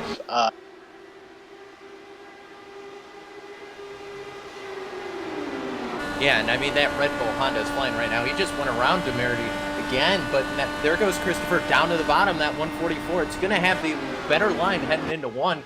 He's going to have to stay on the gas here. You know, those tires, after they wear, you're going to have to be a little more careful as he's going to swing out right up against the wall. He seems like he's arcing the corner a little bit better than Esperty. He's able to swing it out just a little bit better, get it closer to that wall. It certainly is, and well, the driver who's made the move already, Tim Holgate has made that pass on Niles Anders. He's up to P4 now, and he's right in the back of Christian Steele. You know, the thing with swinging out and stuff, I'd actually imagine right now Espedy's probably choosing not to do that. With the tires the way they are, I'd imagine it's not needed. Chris might be running a lower downforce package, and I'm not really sure. I'd have to have their setups to be sure, but I'm sure they'd love to share those with you. yeah. If anyone wants better commentary, feel free to send me your setup. There you go, that's exactly the answer you needed to go for. As we see Austin go back to the inside, and of course we do know this is very cold weather really for running here. We're looking at 70, it was dropped, the temperature has gone down. Air temperature 72 degrees, down 1 degree Fahrenheit. Track's still at still 73. Yeah, and there's another battle for the lead right there. The 144 just dived to the bottom again. So it's just, they keep swapping right now. One gets the run, passes the other gets the run, passes him back. Yeah, we'll see if Holgate goes up there, if he just saves field, but I think based on when Holgate was able to catch him in the time he did, I would say Holgate has the best. And Tim Holgate going from deep in traffic there on that restart, and gaining a pretty wide gap, which was about a second and a bit at the worst, I think, and he's right up on the back of Christian Steele now, so within 4/10 of your leaders, Brandon. This is looking like it certainly could be his race to lose at this stage. He has the fast car, but with himself and Demerit passing so often here, do we really think this could be a photo finish at the line? It definitely could be, and while we were talking about the front runners, it looks like Donald Strout and Diedrich were able to get themselves up with the front pack. Just barely latched on the Niles, right? Yeah, they certainly did, and out front it's still Espete and Demerit. Constant slingshotting here really is giving these guys a good boost over the rest of the pack. Although we do have a lot of these cars towards the front here still hanging on. Last car in that group is Donald Stroud in P7 himself. Diedrich Kynes, Niles Anders still hanging on with your lead 4 there. And further back it's Joe Branch, who really hasn't benefited from that pit cycle. He hasn't really been able to hold on. Cisco, he's just dropped back a short, about a second here from guys in front. Well, Yeah, you he know, does have a little bit of draft right there. I mean, he's got the 24 Ryan Heater with him, so if those two can work together to maybe get up to that 8, stick with the 8 and the 1, they might be able to draft back up to the leaders, but they have to work together here. They can't be racing each other. You know, like I said before, we're not that far into this race yet. They can't be racing each other. I mean, the leaders are still duking it out right now as the 144 goes back by the 777, but these guys, man, they just won't stop, man. Well, Well, it is realistically, they're not battling, are they, Brandon? Of course, this is actually helping them go faster. Well, normally it would be. Based on their lap times right now, it's not. It just looks like Espedy and Demerit together do not gain time doing this. When Holgate was up there, everyone was gaining time. That tells you a lot about Holgate's car, honestly. But I think Espedy's car is just better following, and this isn't really doing.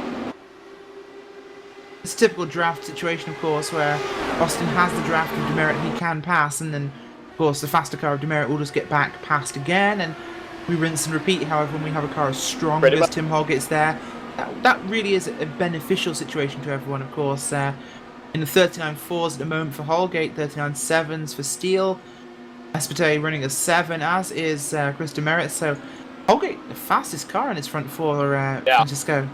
Well, Holgate has 3 cars in front of him, which is optimal for. I could be wrong. Oh no, I am definitely wrong. Wow, Holgate ran a 39.2 at one point in this race, 8 laps ago. So he's setting down really fast. Only very quick there, and I was gonna say that 4 is the fastest lap, but Holgate proved me wrong. Yep, Tim Holgate there running a pretty, well, his fastest lap as we saw there was a 38.6. No, that's his qualifying lap I'm looking at. That'd be completely wrong. He has running 39.266 there, which I believe to be the current fastest lap of the race.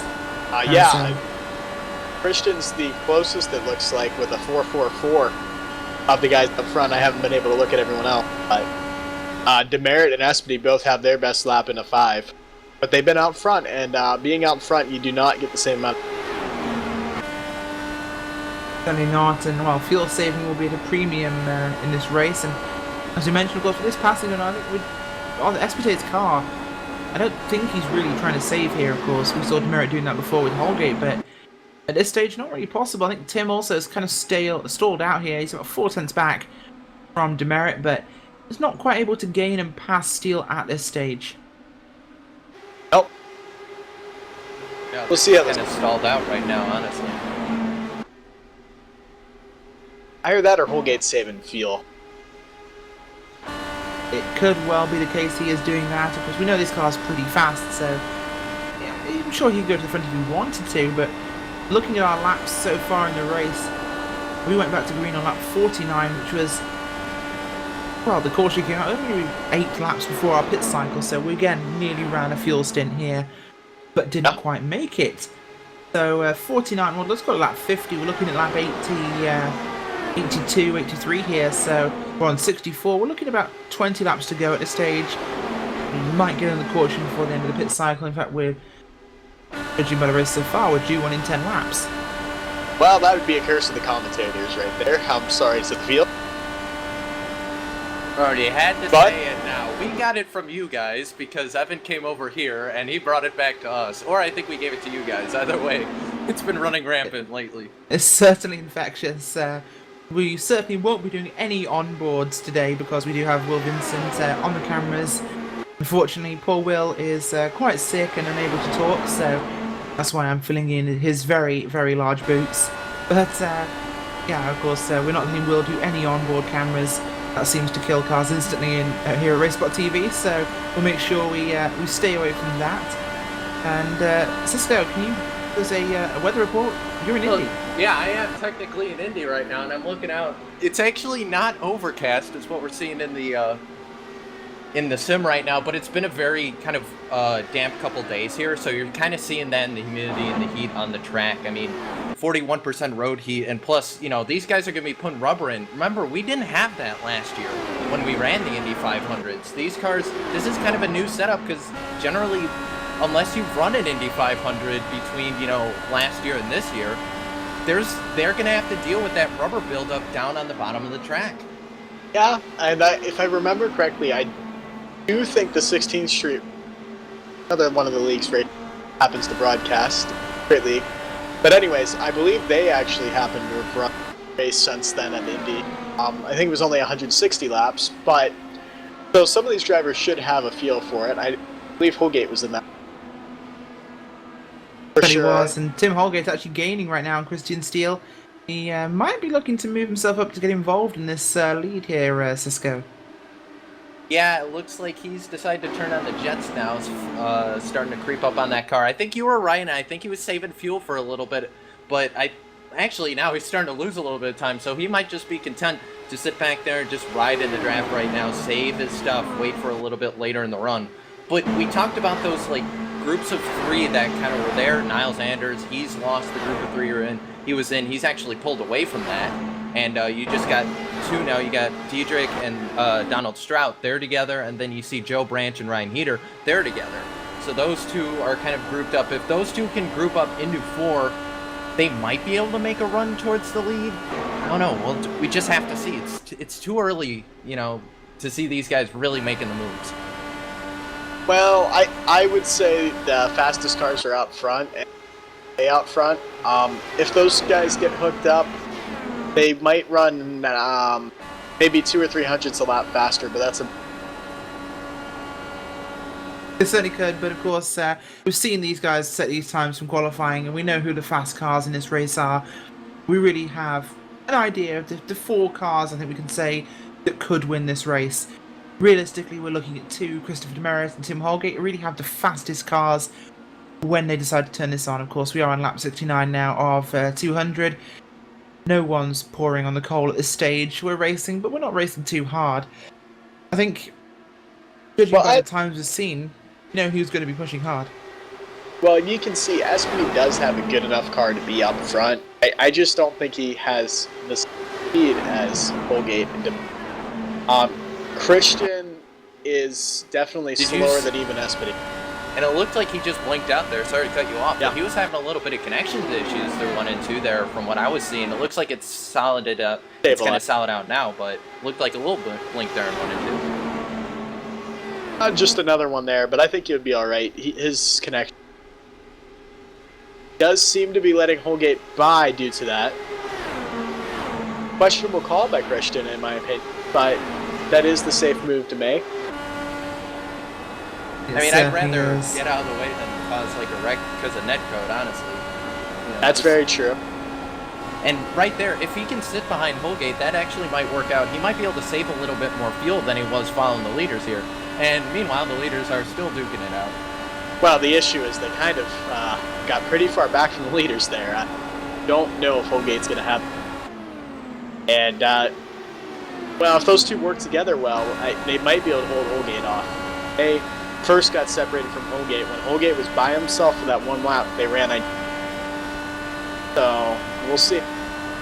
They are still within second of the leaders here, so Tim Holgate not out of the draft yet of Chris Demerit and Austin Espete, and as we mentioned earlier, of course, not running as fast as when they had Tim Holgate there with Demerit, but so realistically we think he can catch up here, and the gap is not insurmountable at this stage. But the leaders working really seamlessly there, swapping in the corners and making a good run here in the field. Of course, Christian Steele last really in that group of four, as Niles Anders has dropped off by about 1.3 seconds at this stage. He's also about 2 seconds clear of Donald Stroud, so Anders running a bit of a sucker hole there, Cisco. Nobody around him to race with. Holgate doesn't have any draft. Yeah. So, yeah, Holgate's just leading those two, and you're right, he doesn't really have any draft. He can't get back up to those guys, and Steele really isn't helping him right now because it seems that he just can't keep up with that 06. Nope, and unfortunately, this is going to be a big issue for Holgate right here. If Espy and Demerit can agree to work together and keep doing what they've been doing, they will pool. And if they cycle through pit stops and everything else here, I'd imagine that's going to be a big issue for Holgate. Yeah, another 700-800 stat lap again. We'll see what these guys can do when they start to get these cars together, but I'm going to look through the field and seeing where everyone's running at the moment. Keep an eye there on the 09 of James McClure. He's running back in P number 11 at the moment. James McClure running his car sponsored by the proud People's Republic of North Korea. I'm sure he's been told to win the race or he'll be shot. We're not sure which. Yeah, we'll see. I don't know what you're talking about, Rachel. It's a fine country. I'm sure a car will turn up to pick me up in a moment. I've been whisked away, but as it stands, James McClure down in P11, Flanagan up in P10 there in that Rippertech car. Do not forget, of course, you can go to rippertech.com and get 20% off, or $20 off any order of $100 or more using the promo code ELITE. That's rickmatech.com. If you want to use some of the perfect sim gear these guys are running, check out rickmatech.com and use that discount code. Sorry to cut you off there. Diedrich is pitting, apparently. Yep, first of our lead lap cars are coming in right now. And, oh, did he get down? He got down. He's good. That was a very, very optimistic pit entry there as he certainly killed the cone. That'll have to be looked at. Would appear that Donald took a very conservative Dietrich was. We've had I believe we've also had Krista Merritt pitting in there as well, so Austin Espete has gone with him also as well, 78's about to come in as well. He just came over the radio. Here he comes. Did indeed. Everyone heading on pit road now. Remember, these guys did not pit earlier, so Tim they have Holgate's to come in sooner. So Tim Holgate's got another 5-6 laps on them probably, and you will see that difference show up right now. Holgate needs to run the best laps he possibly can, gain that second back that he needs. And you can tell I was still thinking about NASCAR pit road because I saw him coming in the pit road entry. I thought he was going to speed right there, but the cone's a little bit further away from the beginning of the wall there. Of course, these cars also have pit limiters, which makes life a lot easier running down pit road. Of course, these guys, especially if they've made any car changes, Brandon, they'll be resetting those roll bars, the weight jackets to the beginning of their run on pit road, making sure they're in the right setting for leaving pit road, as we talked about. And don't forget, race control will be keeping an eye on anyone crossing that white line between turn 1 and 2, try and optimise their run off pit road. So that's a rule they've been forced for this one. So they want to make sure they keep within the regulations here. Pit entry certainly on the optimistic side. Very notable is the fact Demerit and Espedy are still on the lead lap, and they are together out on the track. So if they can start doing what they were doing earlier, which they're doing it right now, they will be able to keep Holgate a second. We'll have to see what happens when these guys cycle through. Betting Tim Holgate in about 4 laps time now. Lap 82, 83 will be really his ballpark for this one. Depending on how much he saved in the caution and how much he saved in the draft, of course. So we know he saved running clean laps.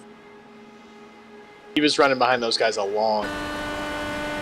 He certainly was. So maybe we're looking at 85 potentially for him. Yeah, we'll see. I think that's a little optimistic, but he has a big gap here, and the time hasn't dropped off significantly. Still running 39.6s, so the draft effect wasn't as big as it might have been. Tim Holgate running pretty good times here. If we look at what Austin Espete and Krista Merritt are running, they're running 39.7s at the moment. So yeah. Holgate actually pulling away. Well, you got to remember, Holgate's on fresh, or not fresh tires. He's on low fuel, and when you have this kind of weather, the tires don't matter too much. Low fuel is definitely going to help you. So yeah, I think when he comes out, he might have caught up or be in the lead by the time he comes out. I think he was saving a little bit. I think we were right. He was just kind of sitting there saving his stuff. It looks like, yep, he's going to take the inroad now. Very late contention to Holgate. A bit of a tire chatter in, made it. Was well under the speed. Does not appear to be using the pit road very busy here ahead of Tim Holgate. He'll have to make sure he finds his pit box and gets in without delay here, and he'll get his Sunoco race fuel and Firestone tyres pulling into his pit box there in the 3rd box. Just before the final timing line. Tim Miller coming out right now, but you know, while we're here, let's quickly recap something about that pit limit. You'll see in this race, I think a lot of drivers will opt not to use their pit limiter. The reason for this will be that the pit limiter on iRacing is about a mile an hour slower than what you can do. So you can pick up half a tenth to a tenth on pit road if you choose not to use the pit. And also, you remember that a lot of the timing that's done through iRacing is actually similar to the way NASCAR runs their timing lines. Guys, I'm afraid Tim Holgate's come off pit road right in the middle of Espete and Demerit. In fact, he's ahead of Demerit. So a perfect run here by Tim Holgate. He stayed out long enough to make a real advantage here, and he will go back to the lead of these three. They're not the lead of the race at the moment. Well, apparently yes, they are. actually. They are. They've cycled fully through. Tim Holgate goes to the lead. Wow. Yeah, that's it. Very good pit stop, it would appear. I'm going to go look at our times for the drivers. Last pit stop. And I think that pit road entry definitely had something to do with that. He flew into pit road. He chad the tires a little bit coming in, but he was probably going to take 4 anyway. So he thought, I may as well burn him up as I came into pit road. And sure enough, it worked out right now. As Esperte's going to head back by the 06 of Holgate. But those three now are right between each other, and that's going to be a huge dogfight here for the next couple laps. Yeah, the in-laps of everyone are very close. Demerit had the best in-lap of a 50 flat. Espete and Holgate both had 6s.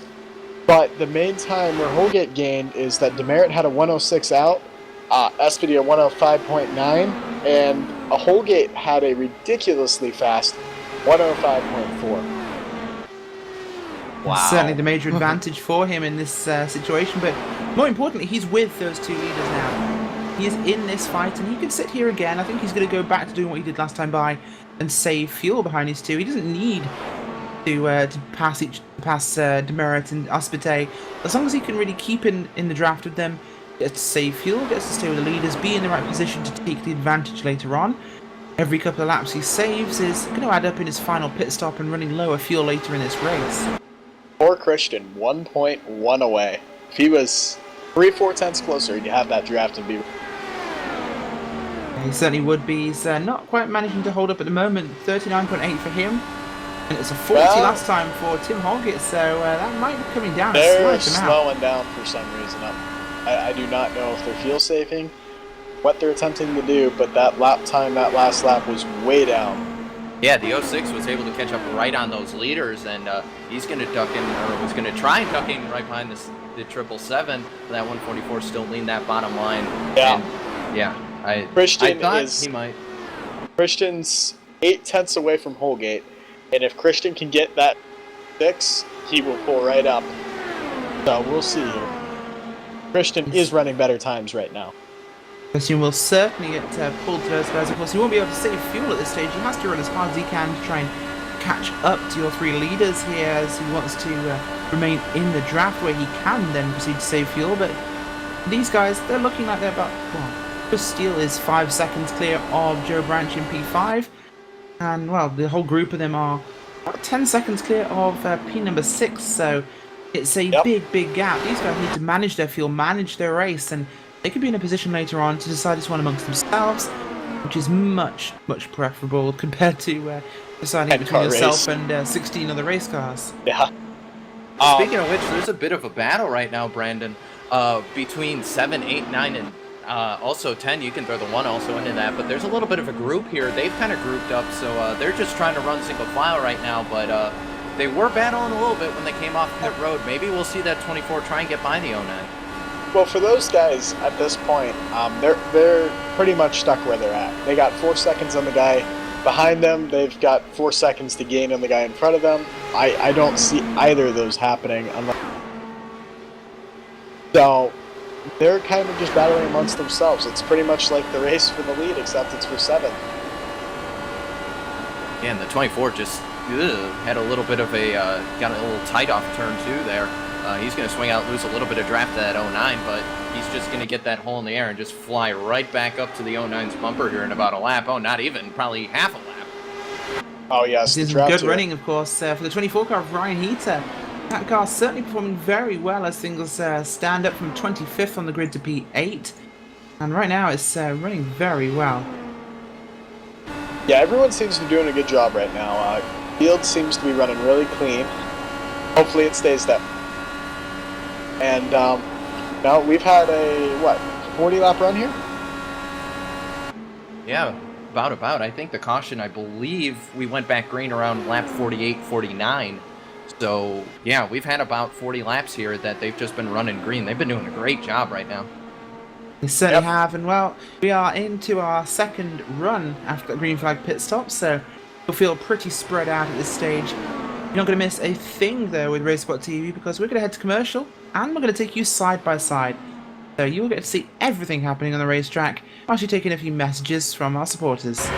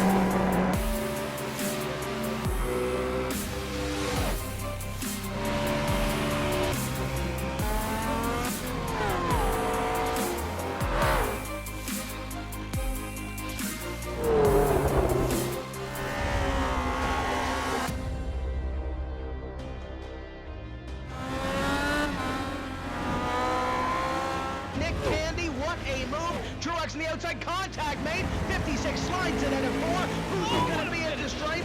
Dead even, give it to Ryan Truex. Truex is your winner over Tandy.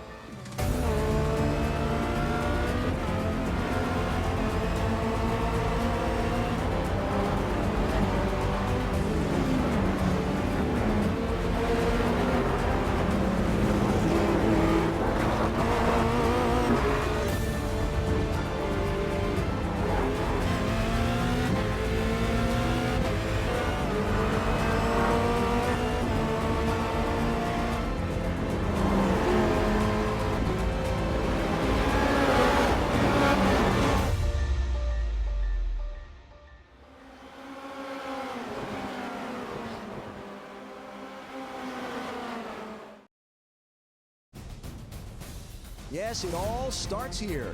It's opening day for the Verizon IndyCar Series. From St. Petersburg, Florida, new cars, some new faces, and an old, solid group of veterans and winners. Get ready. Stay with them here. They call it the Valley of the Sun. They're running laps at 155 miles an hour. Long Beach, California, a beautiful destination city with a huge sandy beach, great marinas, cruise ships, and once a year, the Verizon Indy cars. The spectacular undulating Barber Motorsports Park Indy Grand Prix of Alabama. The acceleration begins. The new champion of the Grand Prix of Indianapolis is... Everyone wants to win. Only one will. And with those millions watching around the world. By the way, it's the biggest race of your lives, gentlemen. Here in the Motor City, in the first of the duel in Detroit. Business is picking up in turn 7 at Belle Isle. And the green flag waves at Texas Motor Speedway. All right, let's go.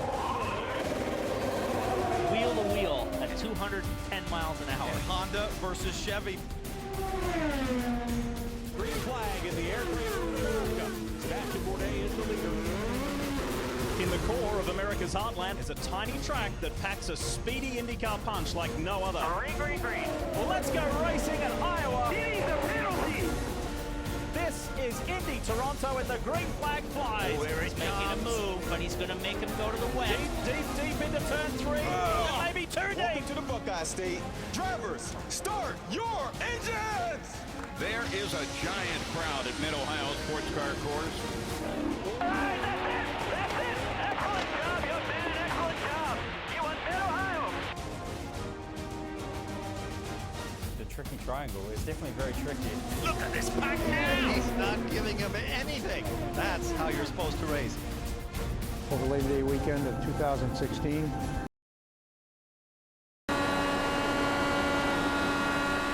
Welcome back to the Ironlies IndyCar Elite Series here at Indianapolis for the Real Gear 500. And out front it's Krista Merritt, Austin Espete, Tim Holgate there in a trio with Christian Steele behind them as well.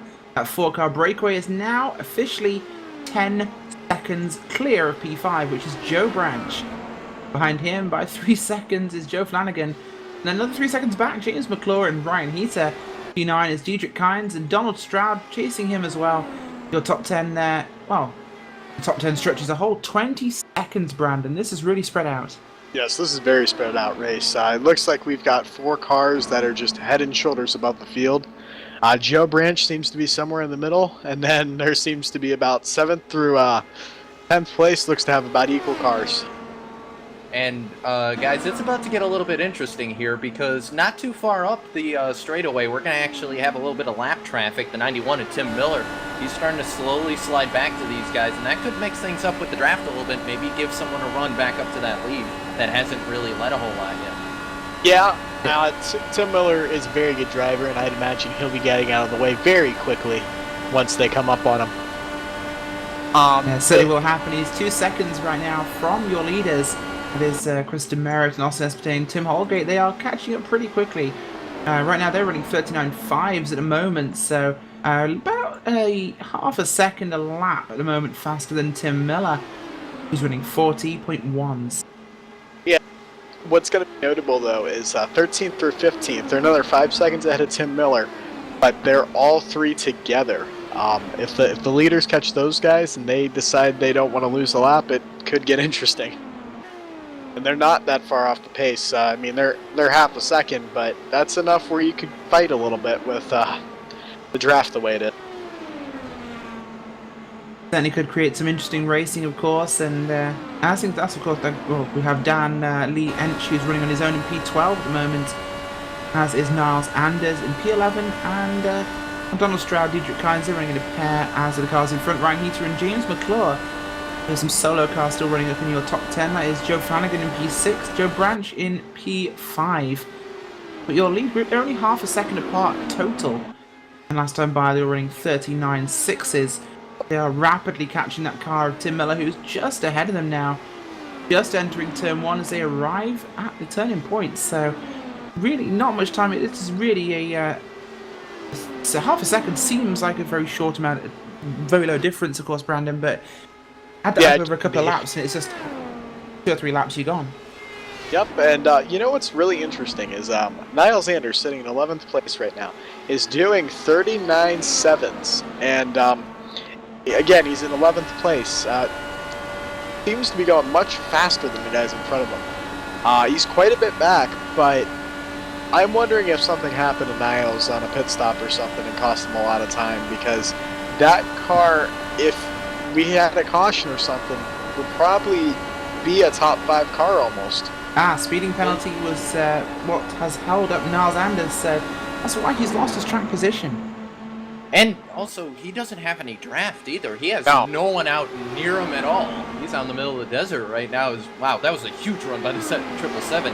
He nearly got into the rear end of the 144 there. That was a little bit interesting there. It was that was a bigger run than he's gotten the rest of this run. Well, and the other thing, back to Niles, you know, those sevens, I think the fastest we saw anyone by themselves was Holgate in, what, 6s? So, I mean, at worst, he's a 10th off the pace. So, we'll see what Niles can do here. I'm definitely expecting him to catch Diedrich and Donald here within the next 10 to 20 laps. And then he might even be able to catch McClure and Heater. And yep, they just hit the lap traffic right now. Sorry to cut you off, but they're going to dive to the inside right there. Miller's just going to go the high side right now. That's no, watch out, 06. He's able to get back down to the middle They're of the all track. good. That did create another separation, though. And Aspity in. Yep, it's they about are time. just arriving at their pit cycle, of course. It's about 30 laps there for Austin Espete. He pitted, I believe. We'll have a quick look, but I think that was lap 74 or 75 for him.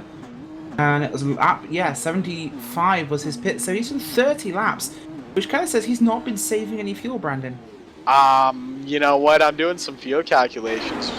You know, just really quick. I'm not so sure Espity can do it in the same amount of stops as Holgate. I think Holgate can do one last stop.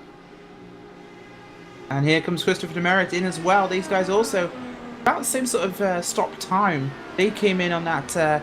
They didn't come in. Of course, we had a restart and then we had 5 laps and another caution. So those guys stayed out. I think that was the wrong decision here. Tim Holgate was pitted, which pushed his strategy 5 laps further on. Yeah, this is huge. Yeah, they can't make it. They're 5 laps short. In Espity's case and Chris's case, it's looking like 3 to 4, but that's not good. You know, they're gonna have in Chris's case, he's gonna have to do 31 and 32 laps almost to make it on fuel. I mean, it's doable, but that's very difficult. It certainly is, and well, Tim Holgate seems to have been as usual. Tim Holgate, Mr. Fuel Strategy Man, has spotted the strategy, and he's got it again. Of course, he does calculate his races. Everyone should be calculating these races backwards, of course, from the end. But Tim spotted that shift of 5 laps, and that's just enough to put him in the right spot. But Christian did slide over his pit stall. He did come in a lap later.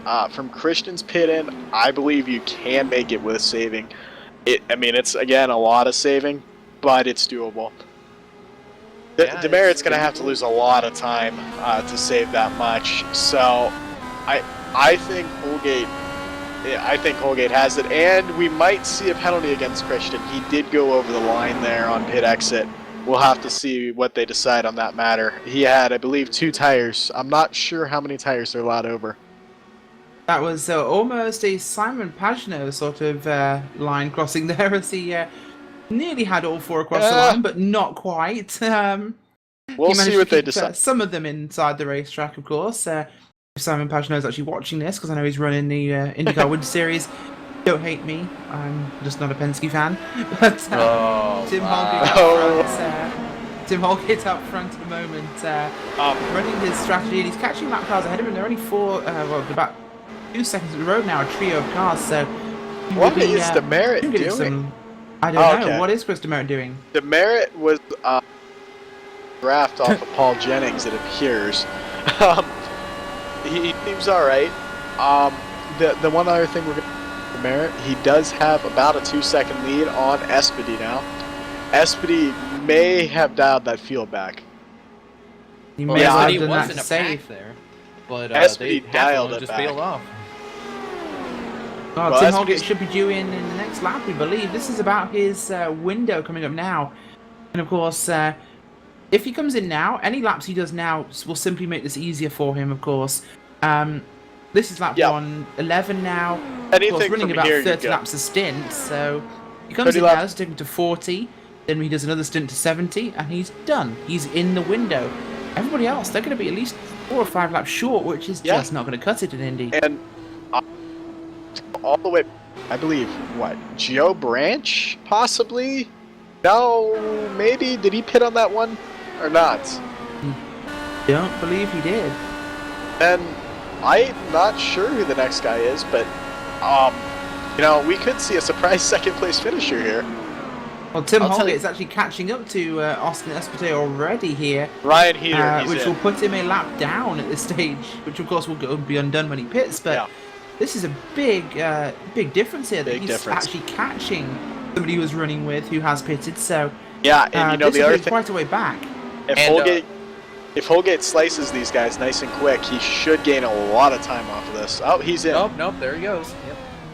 Down to pit road, and those two are battling right now, the 777 and the 78. They've been battling here for at least 2 laps now. They're going to dive the inside of that lap car. That's Michael Peters in the 3, Brad Keselowski Chevrolet right there. But that 777, he's fighting awfully hard with the 78 if he's trying to save fuel. Yeah, he certainly is, and it's going to be just very... off the pace. Well, look at this. Christian Steele's running with Esparté right now. We know Christian Steele might well be in the window to run to the end of this one. Yeah. But we definitely know that Holgate is well within range. Of course, this is lap 113 he's pitted on. He's at least 3-4 laps to the good with how this will cycle. Yes, the way this is cycling, Holgate is... He wins the race. Unless something happens from here. Holgate has this in the bag. Honestly, if he gets a speeding penalty, he still probably has it. He's just come out right behind Chris Demerit, of course, which will see him, I believe, at this stage in second position, but he's catching Demerit, and we know Demerit needs one more stop, so he's well within the window. I mean, we know that Demerit cannot make it from here without a lot of saving, and he's not saving right now, so he must be expecting something to happen from here. I think he has to gamble that something has to happen at this stage, of course. Yeah, at this stage, I believe Demerit's he's picked his strategy. He must stick with it. Christian and Espadie, I think Espadie's kind of stuck too, but Christian could save that. He certainly could, and that car that's actually running with Demerit at the moment, I believe, is a lap-down car. It's Paul Jennings there, so he's keeping up with your leader in the draft. Not really trying to pass him, but this isn't really gaining Chris Demerit any speed, which is really what he needs right now. He has to kind of run in full mode. But Tim Holgate there running, he's within 9/10 of a second at the moment of your lead group, so he's in a great position. Esparté's lost 3 seconds from these guys. Yeah, you know what? What Jennings has and Espadie have are very similar. Espadie, when he was out front with the lead guys, he could stick there and he could make the moves, but it looks like by himself he's just not as fast. Yeah, I don't think he can keep up with those guys, at least unless he gets in the draft. If he can get in the draft, then we have a race. But as it stands right now, I don't think he can make up that gap. I just don't think it's going to work. Christian's closer, but again, Christian's still not as fast. I mean, he's only half a tenth off, but unless something happens, those two are going to be fighting it out for 3rd and 4th, and if they can't make it on fuel, even farther back. Which I'm shocked that Christian opted to take the lead of that group there. If I were Christian, I'd be trying to save behind Espadie. And if I was his crew chief, I'd definitely be screaming right now, you need to save fuel. Well, we spoke to his crew chief earlier on. In fact, you know what? We're going to get a chance to have a quick chat to Brandon Traynor, the crew chief of Chris Demerit. Brandon, are you there? 1 second. I think he is, in fact, right now screaming at his driver to save fuel. Save fuel. Save fuel. Chris, we need 5 laps. Hurry up. Well, we'll get a chat with him in a moment. I believe he could well be quite busy at this time, so we'll hopefully chat to Brandon Trainer again in a second. I think I see the calculator on the pit box actually smoking right now. They might have to get a fire extinguisher down there. Yeah, it is. Yeah, that they need a better cooling system on the calculator for the number 144 as he's busy working out how many laps he has to do per stint here, and there will be 3 runs we expect from this point. So, of course, this is one of those 3. Well, we're looking at 2 further stops, but it could well be 3 stops for Chris DeMeritt. Well, and you know, based on what the fuel mileage is looking like to me, I think that calculator might catch on fire around lap 195 when he runs out of fuel. Well, see, the difference between me and Evan is I have a calculator. Evan's calculator has been shown plenty of times. Evan's calculator is be a little off. It's terrible. We keep trying to buy him a new one, but it just doesn't. I've had an off calculator here before, by 1 lap actually. Oh man, like not very. Turn 3 1 lap or entering 3 of second so to not, last. So not second quite, to last. Was it J.R. Hildebrand? If I'm not remembering quite my Indy. Yes, it would be J.R. Hildebrand. I believe he hit the wall out of 4. Yeah, I remember that. He was in the National Guard car, but yeah, that one was a heartbreaker. Yeah, everyone thought he had it, just straight in the wall. Probably was celebrating the win in the middle of turn 4 and made a mistake. World may never know, but what I do know right now is Paul Jennings is just continuing to sit right behind at 144 Chris DeMeritt, and he is just, I don't know if he's just hanging out, just, you know, being in the draft, if he's trying to save fuel, I don't know, he's just kind of hanging out. If I had to Two of the take a guess, cars, that's two of the cars that are doing the same thing, guys, are Austin Espete and, well, yeah, Austin Espete. Chris Steele has no choice in the matter. Austin is sitting locked in right behind his car. He does not want to pass. He is saving as much fuel as he can gain. Espete's pulling that, sit behind some other one guy's car and just save fuel the rest of the race. Yeah, the same thing goes for Tim Holgate, of course, not all the way up towards the front, and we have to thank Cisco for joining us for that one. He has to go right now. Of course, the Ascors Pro Geek Cup is on LSR TV next, so you can watch that, of course, as well if you like rednecks in stock cars. I mean, NASCAR. I'll take off my horse racing hat here at Indy. And, well, this is put the higher form of racing. Let's be honest. I can't say that. I race both. At the point, I'm staring up to a shovel right now, so I'm just going to leave this one well alone as Tim Holgate is gaining. At least, Rachel, a Mercedes isn't winning. That's all I'm going to say. Yeah, I can agree with that. We'll leave it there. All right. Thanks, guys. Thanks for joining us, Cisco. Thank you for coming on. And it's back down to the Rachel and Brandon show here as we are running on lap 122 here with about 78 laps to go left in this race. We're expecting 2 stops for the likes of Tim Holgate, who's really rapidly gaining on DeMeritt and Jennings, and some more lap cars as well, who they try and draft off, but they changed their mind there. Did not. This really has to be in the hands of Holgate. He's so close now, he can save as much fuel as he likes. He's good either way, though. He doesn't need to save. And speaking of shows, you know, that Will and Dave show, I don't think we can compete with that one. Yeah, not quite, no. There's not as much gratuitous violence in this IndyCar race. We're going to need a couple more wrecks to compete with that one. I thought we were good in that first wreck. I thought we had a great show in our hands as cars were flipping down the racetrack, of course. But as it stands, a very mature race here so far from Indy for the Real Gear 500, and it's running really well at the moment. Yeah, they'll have 7. Are on track right now. We do. We have 12 cars on the lead lap, and as you mentioned, we have 17 cars still running in this race, so a lot to play for. We have 4 cars 1 lap down. It's Paul Jennings, Michael Peters, Tim Miller, and Nathan Buckbinder. It would look like Paul Jennings was just given the lead by DeMeritt, and DeMeritt just said something about in case a yellow comes out. So I don't know if DeMeritt's looking to fuel save is what I would estimate is what's happening here. And Holgate is going to the point knowing he has enough fuel. He's going to go blow away. Yes, Holgate is just going to drive away right now, and DeMeritt is going to be forced to pass Paul. He is, which is unfortunate because he wants to let Paul Jennings back on the lead lap, but or ostensibly that's what he meant. Of course, he was actually trying to save fuel, but as it stands right now, he has to go past because he has to chase Tim Holgate. And if I were Holgate, controlling the race.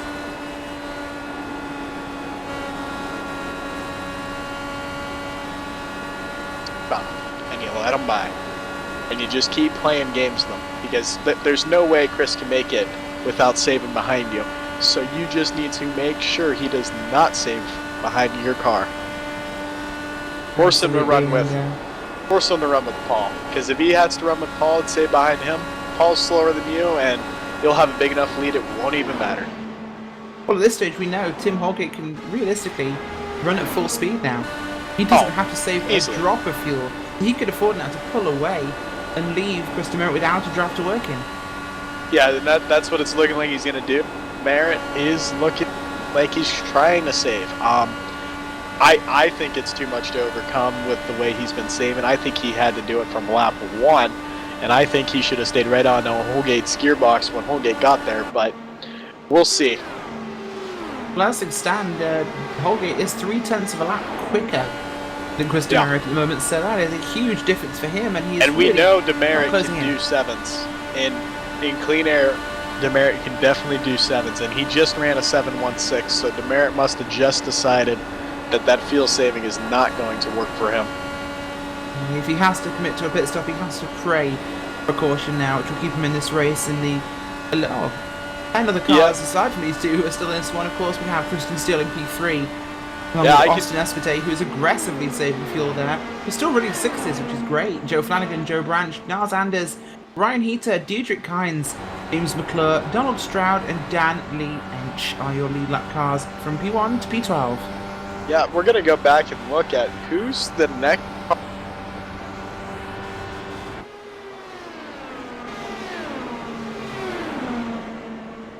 We're having some technical issues right now with Brandon Trost, so we'll have to see if we can get that fixed. But right now, the race is really broken up, of course. We have occasional 2-car tandems running, like we have the cars of Niles Anders, Ryan Heater. We have Diedrich Kynes, who's running on his own now.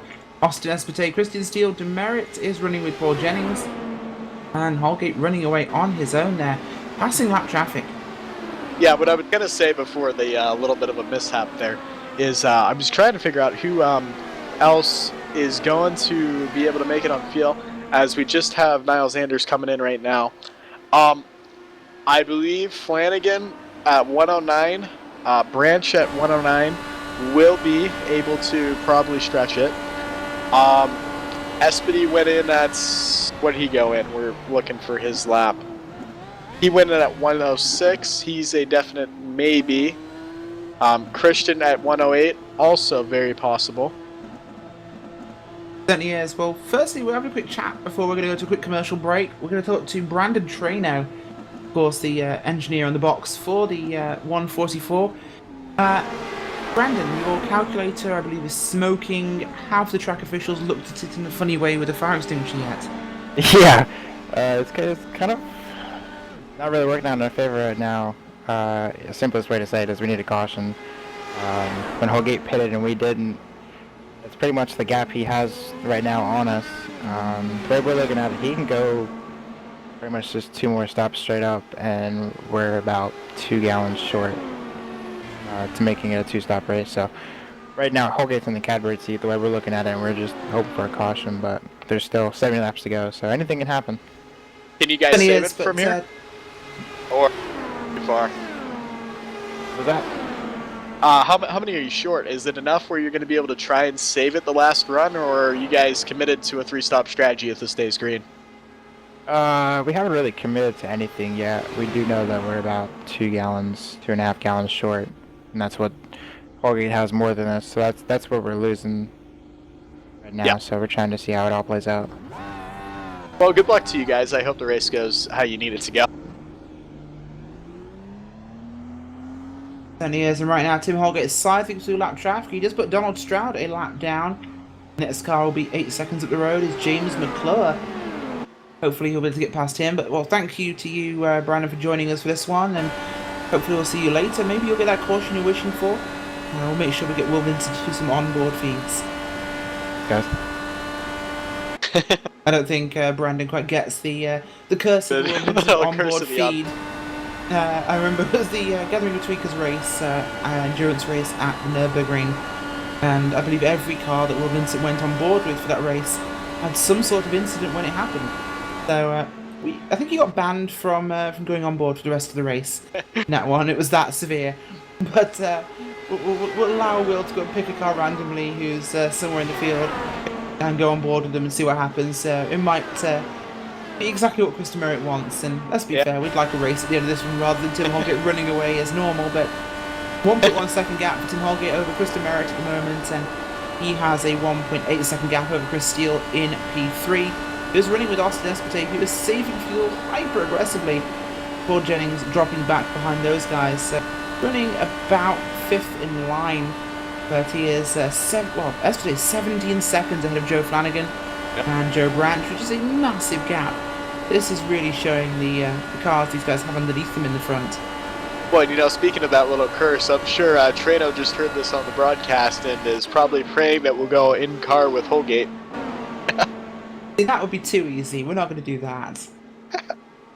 Just to make things interesting, Sorry, we'll go on board Trano. with Kristen Merritt. No, we're kidding. What we are going to do though is have a quick look at Chris Steele and Austin Espartero here, who are running in line in P3 and 4. And Austin Espartero has been running behind Steele, not passing him for a good number of laps, but they are running fast laps without passing, of course. They're both running 6s at the moment, and that's a good, consistent lap number. Yes. We think that Chris Steele may have to pit. His pit-in was on lap 108. 107, and sorry. we know you can do 30 laps, so he's 2 to 3 short on a 2-stopper. He would need to save about a lap each. Can he do it? Yes. Is he doing it right now? Does not appear to be so. Well, Austin Espartero, of course, pitted a 105. He has to save aggressively. Yeah. We're not sure how much he's saved behind Christian Steele, but he's right now running in the catbird seat. Of course, he's got Paul Jennings behind him, Chris Steele ahead of him, so he's in a very good position. He's lifting out there, you can see at the end of the straight, so he's saving more fuel than a fuel map would by lifting there, and he's staying in line, so he's definitely getting an advantage, but will it be enough? Of Will course, it be he did 2 or pit 3 at laps? the same time. He pitted one lap before Chris Merritt, so this could be, if he could save it, that could actually jump him. Well, I mean, for Espy to save that much, he would probably have to save 2 to 3 laps both runs. You can do 2, but 3 is a tall order. And we have some guys pitting right as we speak. I'm not sure Demerritt's they are. one of them. Demerit is one of them. He's on to pit road, and we'll have a quick look at this before we head across to commercial. But Chris Demerit, that Broken Arrow number 114 car, heading to pit road now for his one of at least 2, potentially 3 stops here. And we'll just have a quick look at his outlap before we go back. If I had to take a guess, 3 laps short is what it's looking like from the finish. Espartero's on 32 laps here in this stint, so he's just gone past should Chris be Steele. in this lap. Espedy, he's in.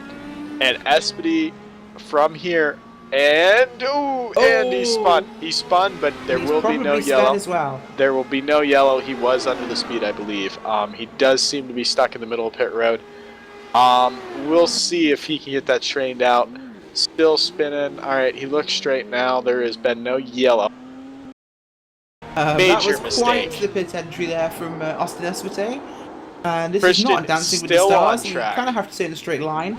Yep, Christian Steele's still on track. He of course right. pitted a little later. Tim Holgate leading, of course. We do have Merritt on pit road. Well, he's actually left pit road now. He's running again.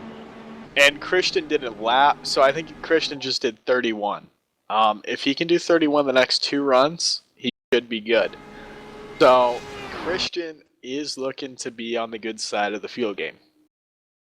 For sure. Certainly is, and we'll have to keep an eye on that one. But as he crosses the yard of bricks and heads to his pit box, we're going to go to a quick he ran out. break. He's out. He is out of fuel. He ran himself dry to make sure he could make it from here.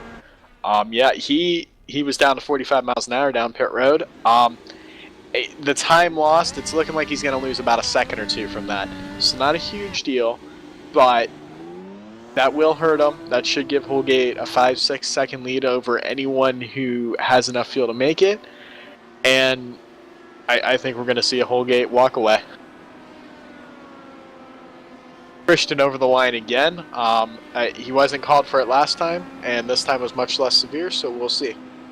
We will indeed, and we're going to go to a quick commercial break. We expect Tim Holgate in about 4 laps potentially, and he's hopefully not going to make a mistake, so we'll be able to see that as we go side by side here at RaceSpot TV.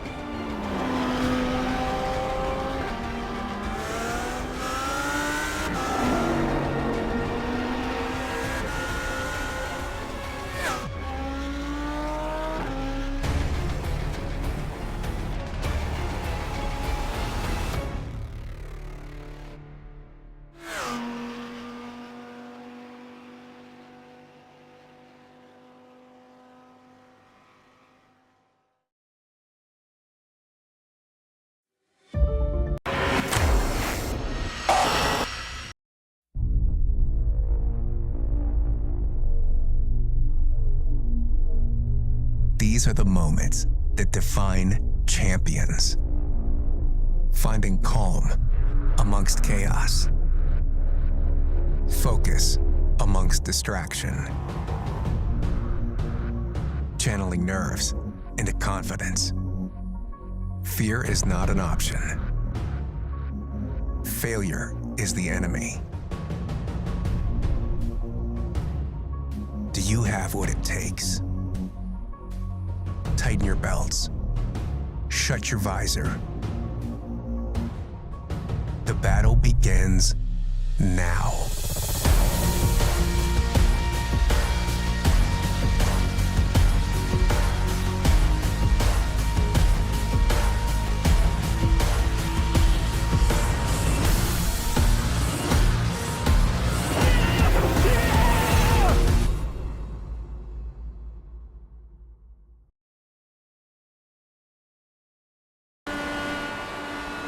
Welcome back to the iAdvance IndyCar Elite Series here at Indianapolis Motor Speedway for the Real Gear 500. And out front it's Tim Holgate leading by 1 second over Chris Demerit with, we believe, a pit stop in hand. Chris Steele is back 7 seconds down the road, and Austin Escate, who spun on pit road, is 17 seconds back. But still, of course, we saw him run out of fuel entering pit road, and oh, this has hurt him as well. We know Demerit may need to stop again. We don't think Escotate or Steele will have to, but they've lost an awful lot of track position, so this could be a very tight race, of course. And well, just to kind of let you know, Will Vincent is actually here, although very unwell. There you go. Will is here. Will, do you want to say a few words to your loyal fans? I'm going to try. So, hello everyone and welcome to the month of May. I'm sorry that you can't actually hear much of what I'm saying right now. But I hope you're enjoying this race and the other 4 races we've had, well, 3 races we've had today. Don't forget, we've got 2 more Indy 500s to come here on RaceSpot TV. We've got ourselves the iRace for Laura event, which is taking place in 2 weeks' time.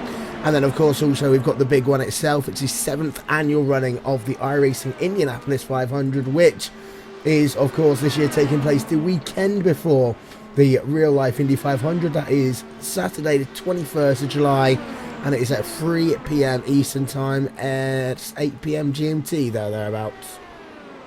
Let's stop talking now. You can, Will. We'll let you stop talking about to your cameras and make sure you get yourself wrapped up nice and warm. Hopefully Will Vincent will be back in fine form this week at some point, but even the stars need a break now and again. So for now you have to put it with me and Brandon. It's nothing on you, Brandon, it's on me. But yeah, out front, the gap's widening between Holgate and Demerit. He needs his caution desperately, but we don't have any action really that close on track. Joe Branch making a move there on the lap car, I believe, of well, one of those lap cars further down your order. It wasn't a lap, it was a lap car, but no real cars running too close together at this stage. We know McClure and Heater are together, but realistically, everyone's very spread out here, and there's not much chance we're going to see a caution unless it's something dramatic.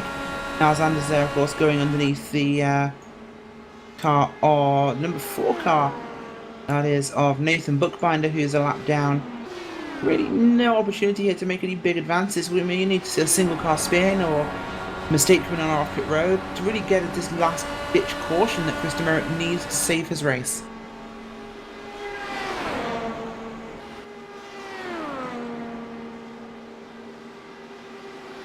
Apparently Brandon is so enthralled with this one he hasn't he can't hear me, so we'll have to keep on with this one and see what happens.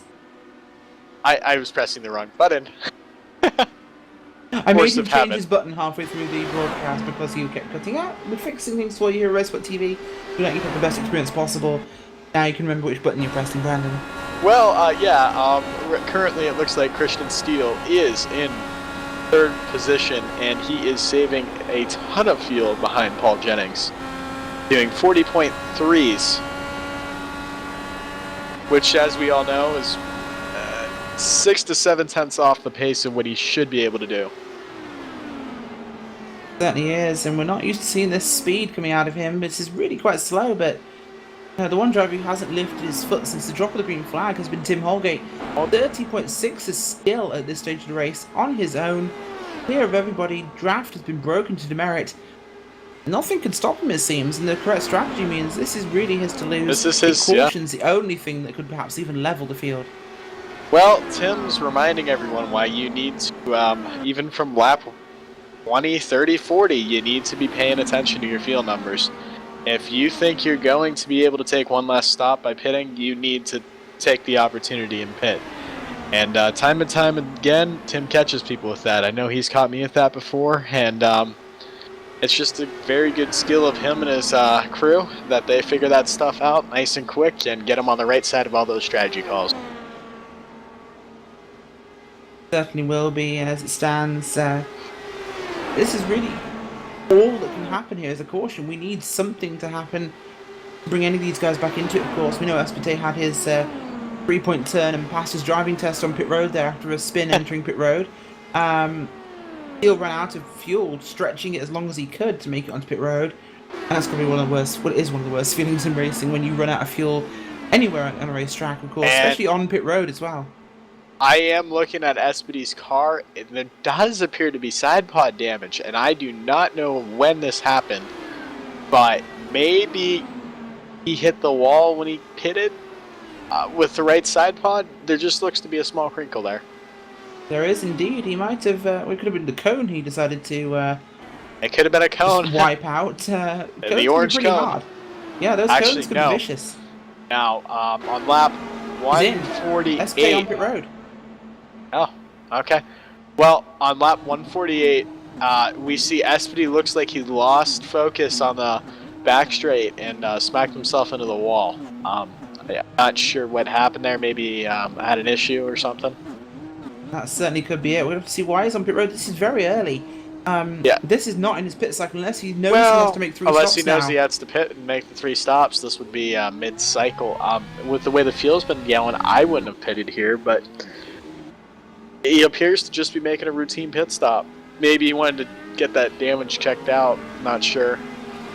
Could well be, but we think it could be that he is splitting this up into 3 even stints rather than 2 full stints in a short pit, of course, just for fuel. So, Espedy drops down a couple of spots here, and he will cycle back closer to the front, but... Are we okay? Yeah, we're okay, but I just ahead of Espedy, they went 3 wide for a second there, it looks like. Let me go back and watch that. Looks like someone came off pit road, and there were a couple of guys going a lot faster. Certainly were, involving Michael Peters as well there, and some of those lap down cars racing for position. Danley Ench and I believe also Donald Stroud involved in that one, as they're racing pretty aggressively here for the top 10, a lap down. We might get that caution after all. Yeah, I mean, I actually think I saw the calculator smoke going again, but that was on Holgate's pit crew too this time, and then they realized there wasn't a yellow, and it looks to have gone back to normal, and only Demerit's crew is currently calculating. Absolutely, yeah. They'll have to get themselves sponsored by Casio, I think, after this one. Might see that car with different sponsors on board, of course, and maybe a fire extinguisher sponsor or 2, but as it stands, this group of 3 is actually catching a group of 2 ahead of them. That is Jennings and McClure. So we could be looking at... Oh, it's Jennings. Yeah, it is Jennings and McClure. Yep, Jennings and McClure. And Steele as well. So we could be looking at a real fight forming here with 5 cars closer together than we've seen all race long. Yeah, and Espedy's sitting in 12th place. He's only half a straightaway behind, even after that pit stop. So, we'll see what Espedy can do. I think he's very, very damaged, but you never know. Yeah, he certainly is, and this is getting really, really tense here as that is, I believe, the 78 car up there of Christian Steele in the midst of this group, and he is having some issues on the track as well, as they're all going through on the low side. Someone is blinking, and it's Christian, it looks like. Ooh. Yeah, it is. He doesn't like being in heavy traffic, as these guys will cycle past him. Yeah, but look like his computer can't hold that connection when there's that many cars around them, it appears. And he has fallen to the back of them. And this helps him. He's saving fuel. He's in for a nice second place finish if he can save enough fuel, I believe. He certainly could be. While we're talking about fuel, if Chris does have to make that second stop, even had a moment there with Jennings, and that was the car of Danley Ench as they nearly came together. Yeah, it was close. And they're going at it again. And 3 wide, nearly. What are you doing, guys? Come on. Is someone trying to manufacture a caution? And we're good. No, maybe not. Maybe not. Okay, we're good. This is intense. I'm not sure why these guys decided lap 58 lap was the time to go crazy, race. but somebody wants out of this one. That is Danley Ench wanted way out of that one. He's on pit road. It's looking like someone told these guys the race ended on lap 159. I don't know what happened there, but everyone seems to have gotten with it. It's damage-free. I mean, Jennings got side pod damage, but I believe that's from something earlier. It certainly could well be. That was quite crazy, as Steele's 2 seconds off the pace at the moment. That's he's saving fuel aggressively right now, as he's following these lap down cars, of course. But these lap down cars, someone's told them this race is over soon. Maybe the rain delay's coming in, so they are pushing hard now. I don't know. Maybe that Talladega weather from earlier today is somehow moving up into Indianapolis right now. We'll see. But currently, I mean, The way this is sitting, if Demerit does have to pit, and this would be assuming no one else has to pit, Demerit will lose just under a lap to Holgate, so he should come out around 6th place. These lap cars are still fighting very hard here, but we just noticed that the Steel's running 2 seconds off pace almost, or at least 1.5. He's definitely safe. He's in major trouble, but as it stands, he'll lose nearly 2 laps by doing that over Tim Holgate, who's not saving. But Steele is watching these 3 guys, praying he's not involved in whatever's about to happen here, of course, because this is crazy. This is, I believe, Paul Jennings, Donald Stroud, and trying to work out who that is involved in that one with those guys. That is Michael Paul Jennings Peters. is coming in this lap, according to the chat. Yeah, I think it's the safest bet is to get out of this little Get out of the fracas. mess, yeah. Though, if you're Christian, I almost wonder if you want to get a little bit mixed up in there, get those guys racing as hard as possible, and, maybe see what happens with those guys. Maybe get yourself the yellow you're kind of looking for. I think it's all they can really hope for is a caution here, of course, because this will save your top 6 who are on the lead out there. They need something like this to get them back in this race. We could have an amazing race if this went that way, but we are approaching now.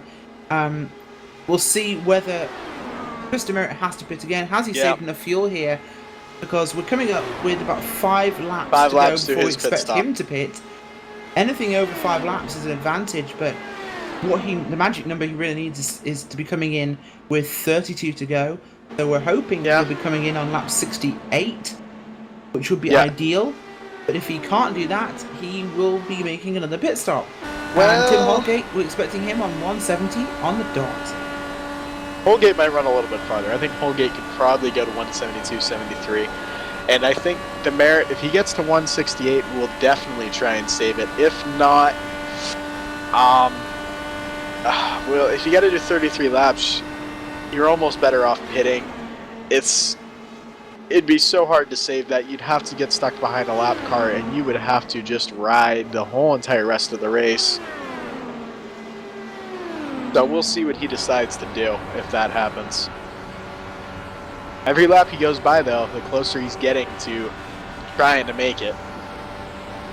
It certainly could be. We'll have to see what happens, of course, with these guys trying to make these stints last. And here we are, the 5-lap window.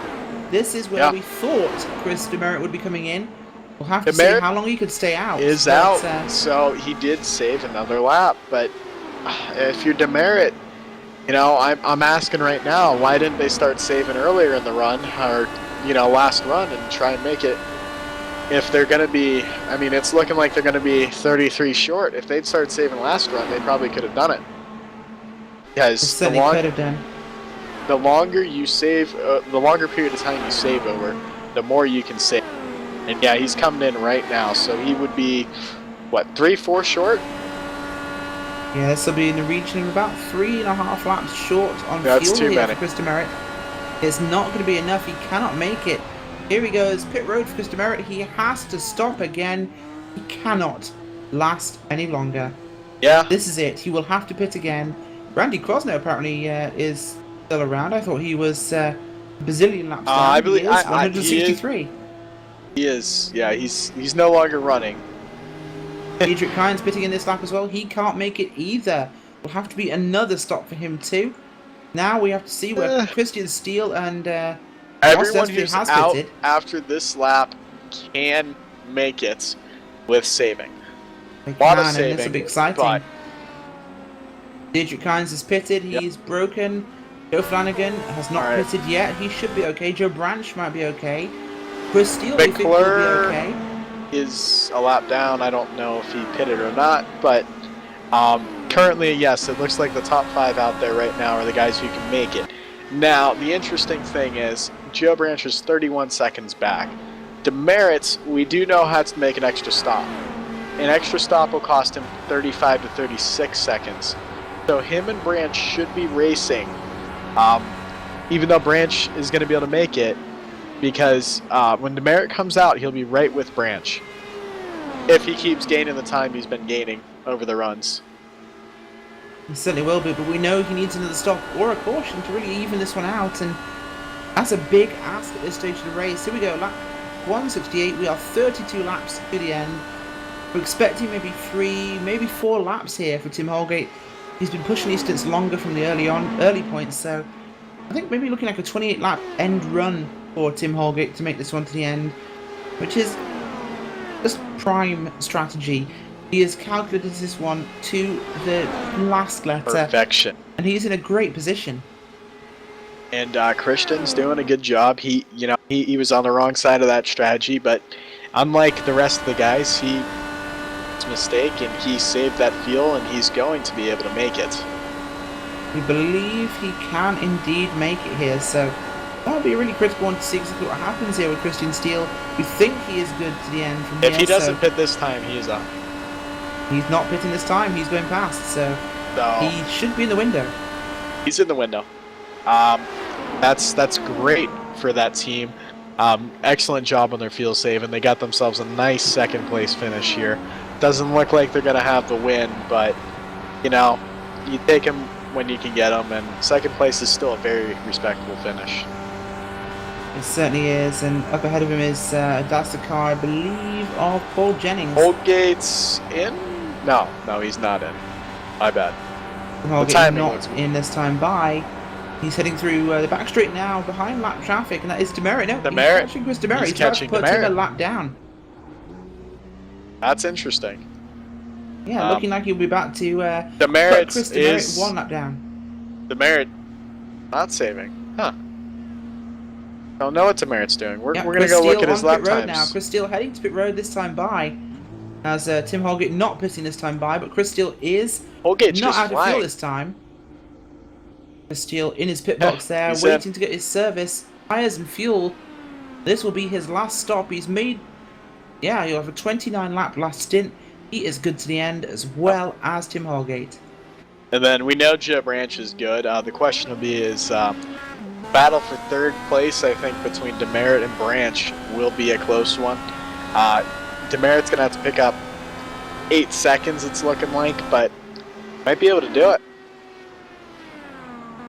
Then here's Holgate on. Holgate on pit road now as he'll slow down for the cones. He's good. Perfect stop for Tim Holgate heading down to get his Sunoco race fuel Firestone tyres here. Nice relaxing run. He is looking like it's going to be 27 laps to the end for this one. Yep. Absolutely perfect in terms of what he needs. He can run this car wide open to the end. Yeah, Holgate from here, they need to tell him, don't do anything crazy. No, if you get to a lap traffic, you don't even really have to pass him. You're that far ahead of everyone. So, just needs to be careful and make sure he runs the laps nice and safe. It certainly does indeed, and Christian Steele has apparently scored 1 lap down at the moment, so that should be undone now. He's past the leader, of course, on pit road, but surprising if he stays 1 lap down with this one, of course. We expected him to be in second place after this one filed through. In fact, he is there ahead of your leader there, heading past start-finish line, so he should be scored back on the lead lap this time by, and hopefully in second place very shortly.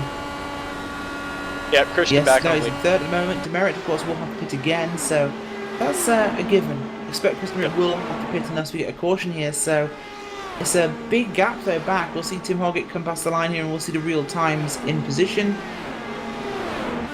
And it's Tim Holgate 28 seconds ahead of, 1.5 seconds ahead, sorry, of Chris Demerit. Chris Steele is 49 seconds back. That's wrong, it's not set up properly, so we'll see him come across the line. It is a lot of time though. Yeah, this is a long way back. It's longer than I expected. Holgate's already in turn 3 at 22.87. Okay, he actually gained over that pit cycle, so he's not in a bad spot. He was 28 seconds back, now 22, so he's gained 6 seconds. Holgate really wasn't taking any chances coming on off pit road. He made sure he got it right. He could afford to, and he's put himself in a good spot here. Christian Steele, yeah, he's gained. He's had to run aggressively, but we know he should pass Chris. I believe it at was the only a stage. He'll be able to second. get past. I believe it was about a second actually. But yeah, he definitely did not lose any time there, and that's perfect. That's what he needed to do.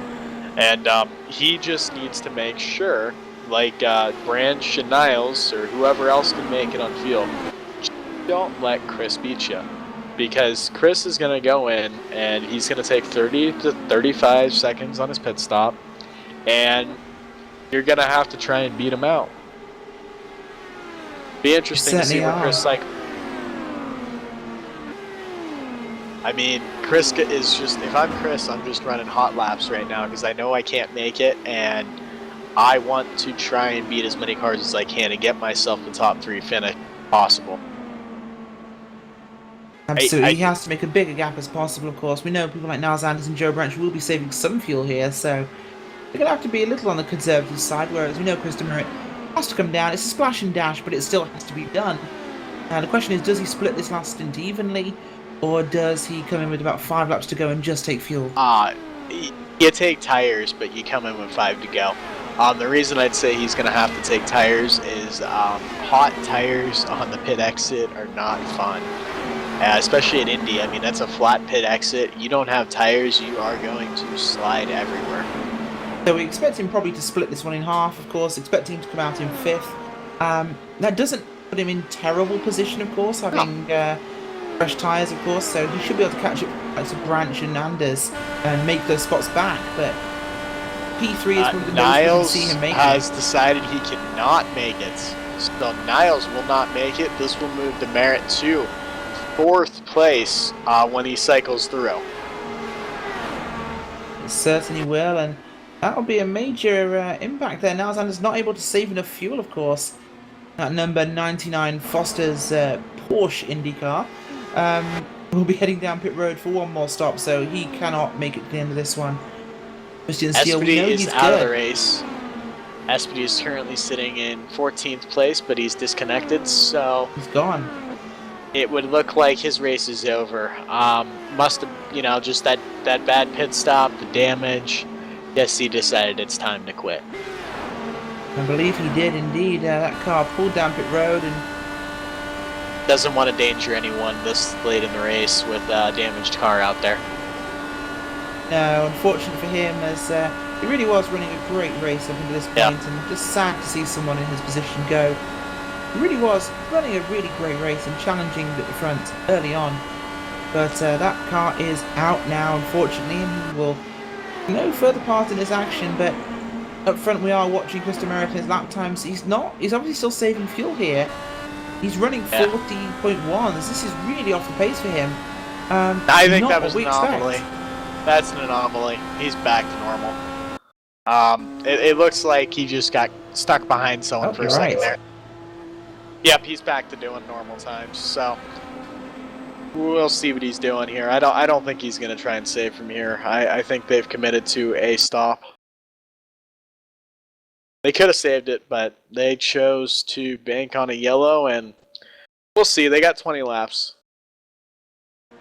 Certainly do. Lap 180 off 200, of course, here in the Realtek to what's going to be interesting is if we do happen to get a yellow, the wave rounds are going to be a mess. We might see a lot of cars trapped between the leaders. If we get to 10 to go, so lap 190 and later, if we have a green flag, the race starts after that point. The lap cars will go to the back, and that will definitely help out the leaders. But if we have a yellow right now or something, this is going to be a big mess. It certainly will be, and don't forget, this is the Realtek 500, of course, for the iAdvance IndyCar Elite Series. Title sponsor of this race, Ricmatech, is proud to sponsor the series for its Triple Crown events here in the iAdvance Motorsports Indy Elite Series. Ricmatech prides themselves on producing high-performance sim racing equipment, and their Realtek line brings you unbelievable realism in the sim racing experience by utilizing real motorsports equipment modified specifically for sim racing. Just like their products, customer support is held to the highest standard, and as a thank you to you, the sim racing community, Ricmatech is offering $20 off any order of $100 or more. Go to www.ricmotech.com, and at the completion of your order, use the priority code ELITE. That's www.ricmotech.com with the code ELITE for $20 off any order over $100 or more.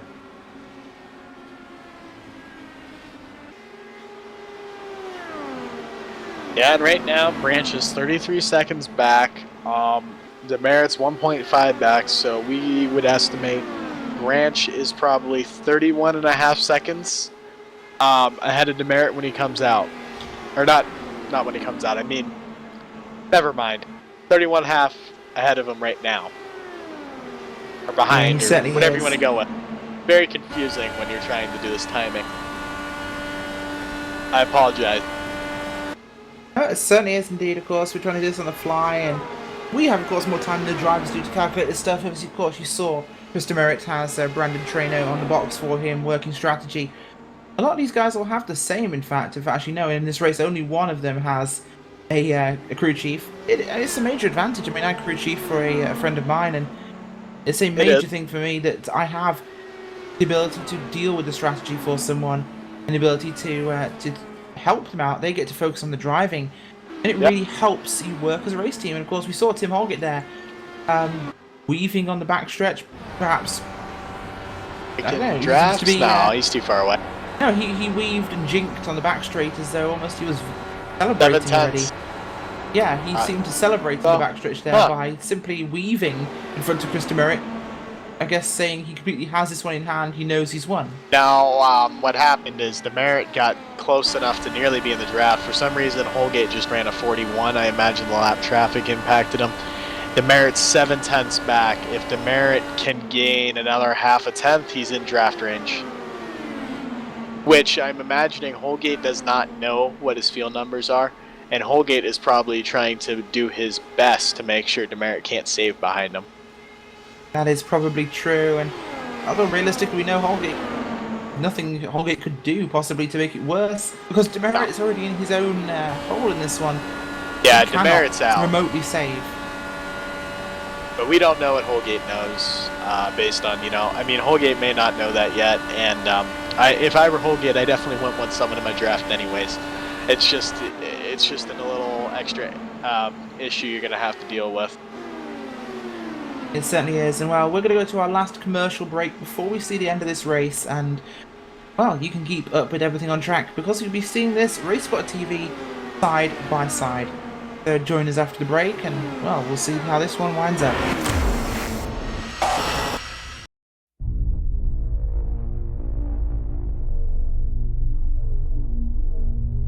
These are the moments that define champions. Finding calm amongst chaos. Focus amongst distraction. Channeling nerves into confidence. Fear is not an option. Failure is the enemy. Do you have what it takes? Tighten your belts. Shut your visor. The battle begins now.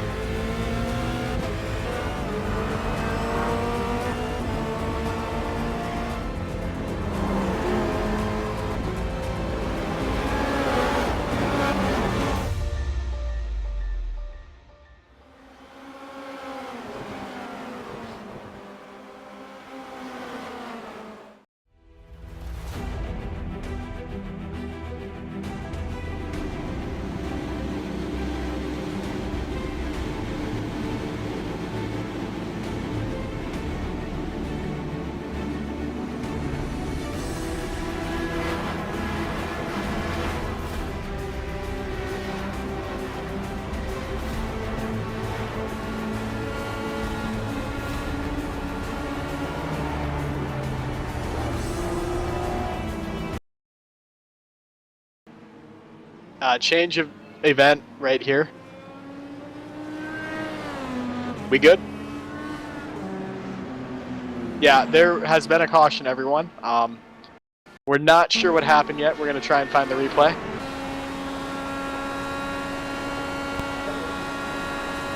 Michael Peters on the racetrack as we're back live. Who's coming back from commercials very quickly. Michael Peters has a big incident on his own there, I believe it was.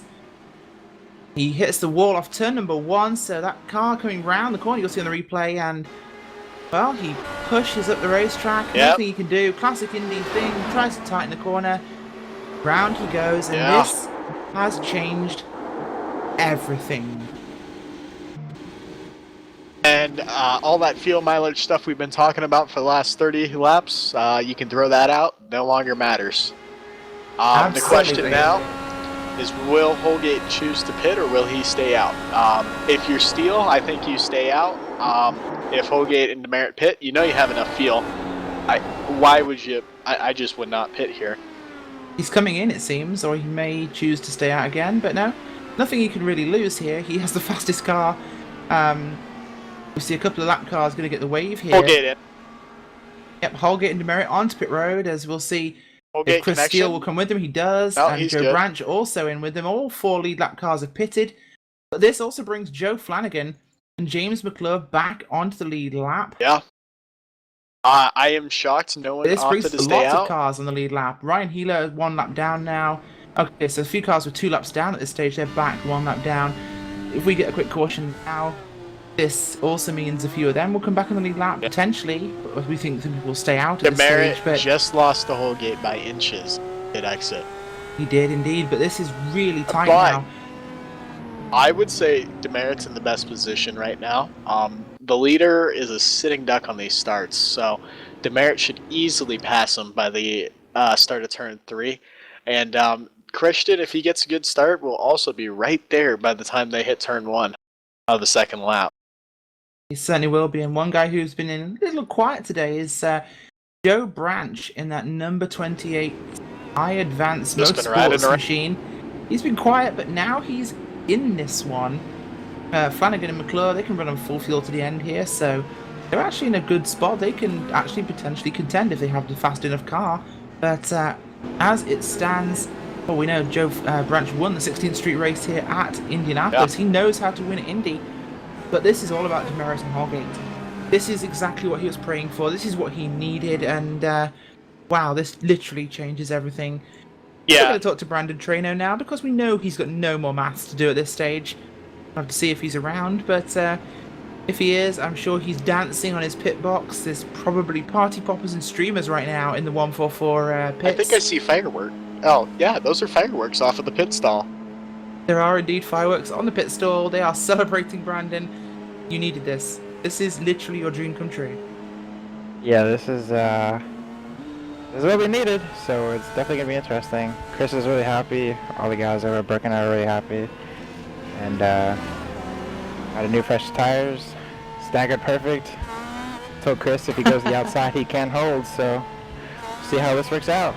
Yeah, those specially matched just don't tires. Tell him, just don't tell him to hit the pace car, and we're all good. Yeah. So, Luckily, you we'll can let you drive get back your pace to. car. Absolutely, we'll let you get back to talking strategy with the driver. But best of luck with this one, Brandon. This is all to play for now. Thanks, guys. We do enjoy annoying the crew chief of the 144 because he's the only one that came in here and therefore left himself open, being snagged for interviews repeatedly. So, of course, we're now going back to green in a few, well, I believe this time by, I think it could be. Lights are off on the iRacing pace cars. We head down the back straight. This is it. We will have 8 laps remaining, or no, 7 laps remaining in this motor race at Indy. We have a caution within the first 2 laps. We will go green again, but any later, that will end the race, and whoever's leading at that point will win. We know neither of these guys have to save fuel now. The entire top 3 don't have to save fuel now. Top 4 even. I apologize for cutting you off there. Nathan Brookbinder's damaged car is going to be between Flanagan and McClure and every other wave around.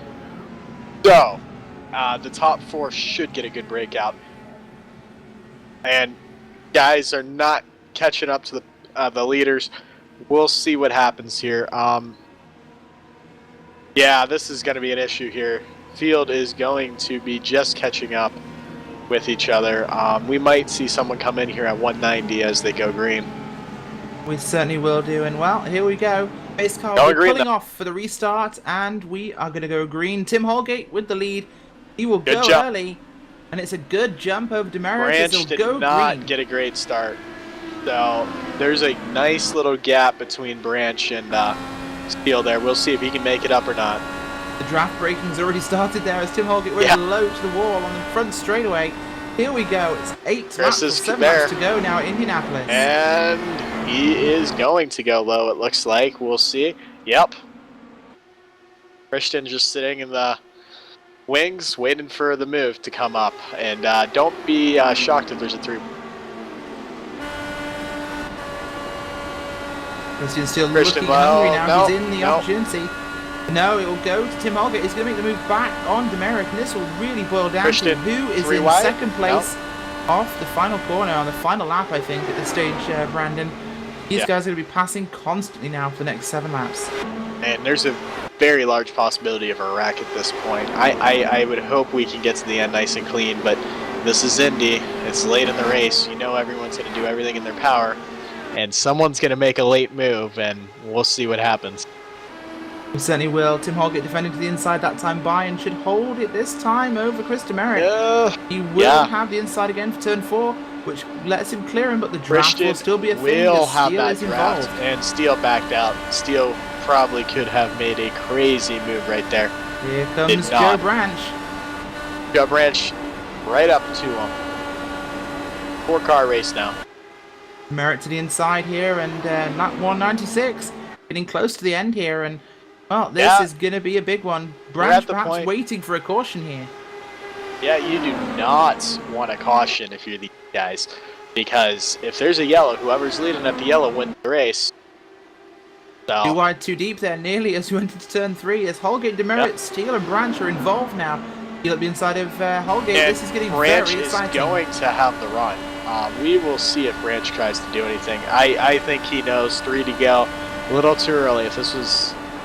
I think next lap, though, if someone gets a run from 3rd or 4th place and can shoot it 3 wide, they're going to do it.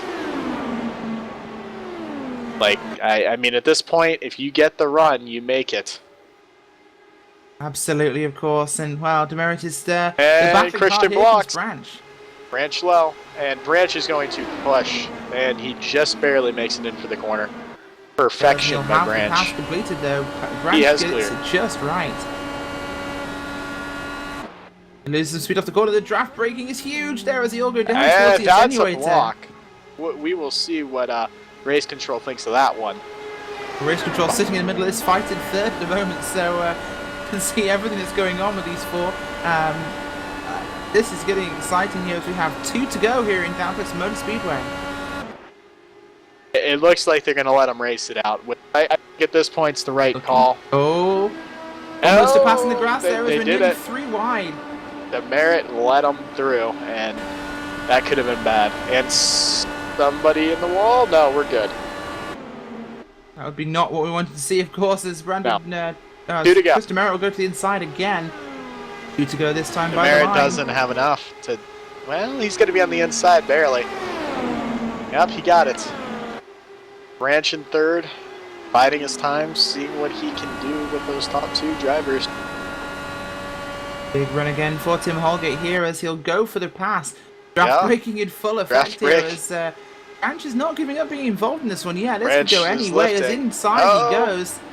Holgate, I think dive to the inside, and here we go. Here comes Branch. Branch to 3 wide, I think, on the front straight. We'll see. Absolutely 3 wide. You make this it 3 wide. Lap 200. This is lap 200. If you have the run right now, you go low. You go low even if it's too late. Even if it's too late, you're doing it. He committed and backed out. Can't find a place to go as we are literally now final lap. Indianapolis Motor Speedway. It's Tim Holgate, Chris Demerit, Joe Branch, and Christian Steele. We are 4 cars for the win. It could be any one of them. Here comes to the outside. It's Demerit to the outside. It's Branch and Steele. Holgate and Demerit. It's 2 wide into final corner. Inside goes to Holgate. Can he hold this one? Will he hold him off in time? 1 corner to go. 1 final corner here in Indianapolis. It's Holgate leading. Can he hold off Demerit? It's a drag race. We called it at the start of the race. It's a drag race, and Tim Holgate will win at Indianapolis Motor Speedway with Niles Anders on the outside wall in possibly the worst place. That was quite the finish. That Niles Anders was able to keep that up in the wall and did not hit that wall a little earlier, or else that would have been bad. So, we are good. That was an intense finish. Demerit, did his best there, got that lucky yellow. Holgate was not letting that yellow take away his win, though. I think he felt he won that, and he was doing everything in his power to keep it. Yeah, he certainly was, and that could have gone so easily in a different direction. It could easily have been Chris Demerit that won there. These guys, though, they kept it respectful, they kept it clean, and, well, Tim Holgate is going to burn it down on the bricks right now as he has won in the Realtek 500 here in the iAdvance IndyCar Elite Series. I think in honor of our ailing Will Vincent, I think everyone should go by Joe Branch of Starbucks there for not taking out the top two there. He could have made it 3 wide, and I think they would have wrecked had it happened.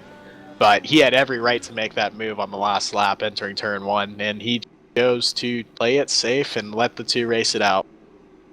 Yeah, he certainly did. He made a very good call there, and it's been an exciting race here tonight, of course. And, well, we're going to go to a quick commercial break now. When we come back, hopefully we're going to get a chat to your podium finishers and see what happens.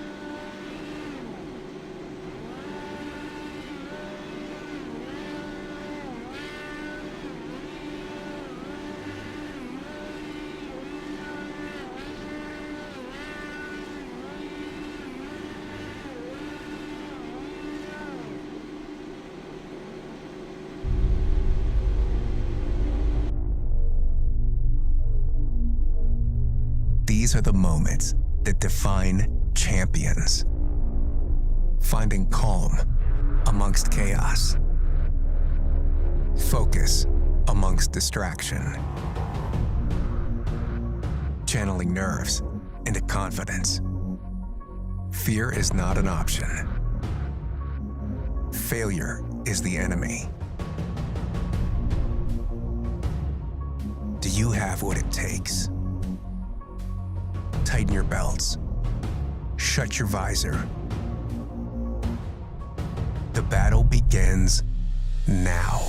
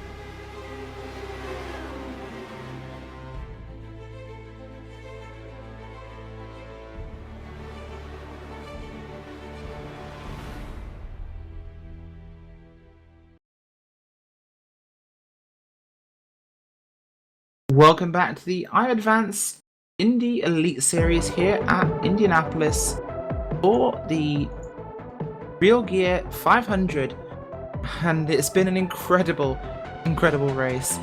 It's just amazing what we've seen today as, well, it was a narrow finish. Tim Holgate, Chris Demerit, Christian Steele and Joe Branch battling it out after a late race caution. What we thought was entirely Tim Holgate's, he had to fight for in the end. And it was very close, and whilst we wait for him to finish his reverse Polish victory lap, we're going to talk to the guy who came home today in second place, and it was a narrow second place. Chris Demerit. Yeah, just got lucky with that late yellow. We're running all day, a little bit more wing than in there. Put it back on for the last bit. Wasn't sure exactly if I was gonna be if I was gonna regret it if I didn't put it on or not. And was just ever so slightly slower than Tim in the corners, which but I can't be mad with that. It was a great run the whole time. The whole I think 130 to go. We were already doing strategy. It was pretty good. We know that we've been talking to our crew chief or race, Brandon Trainer.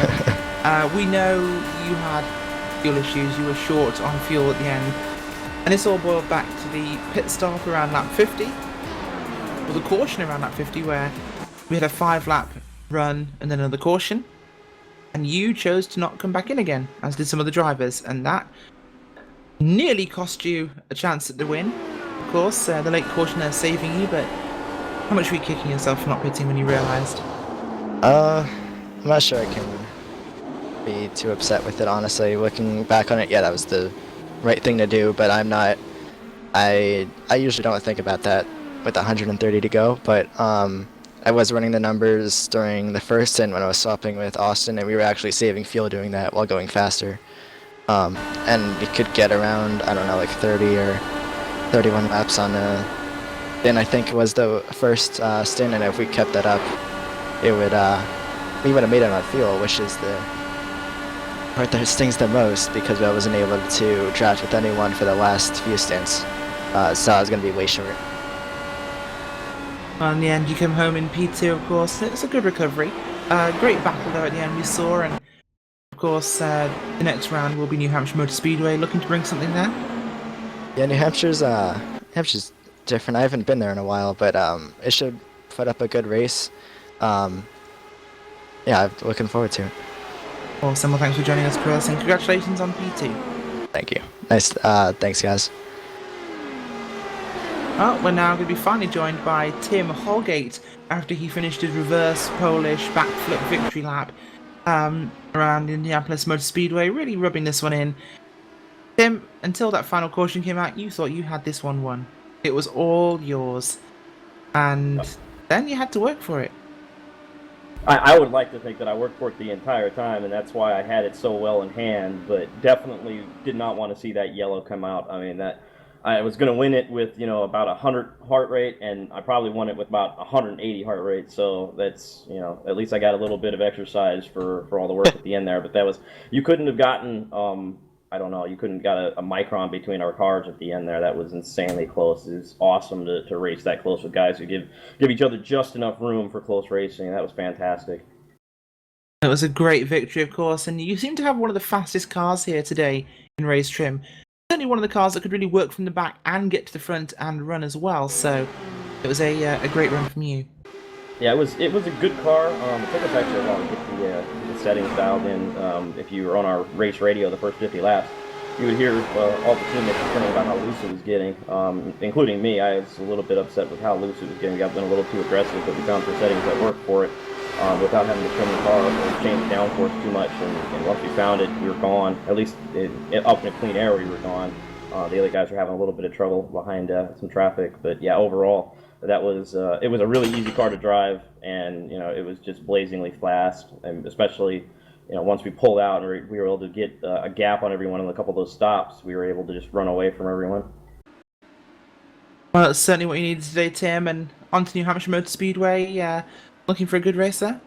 Looking for a good race every race, pretty much. But yeah, I mean, we do pretty well there, so looking forward to doing some testing there and getting some stuff ready. Also, glad to have a 500 race in our belt for coming up. It's the month of May, so everyone knows what's coming up at the end of the month, and it's good to have a good idea of where we want to have our car at and what our strategies are going to be and what it's like racing at the end. Well, congratulations again for your win here at Indianapolis, Tim. It always means something a little bit more than any other victory, so I'm sure you'll be celebrating that one.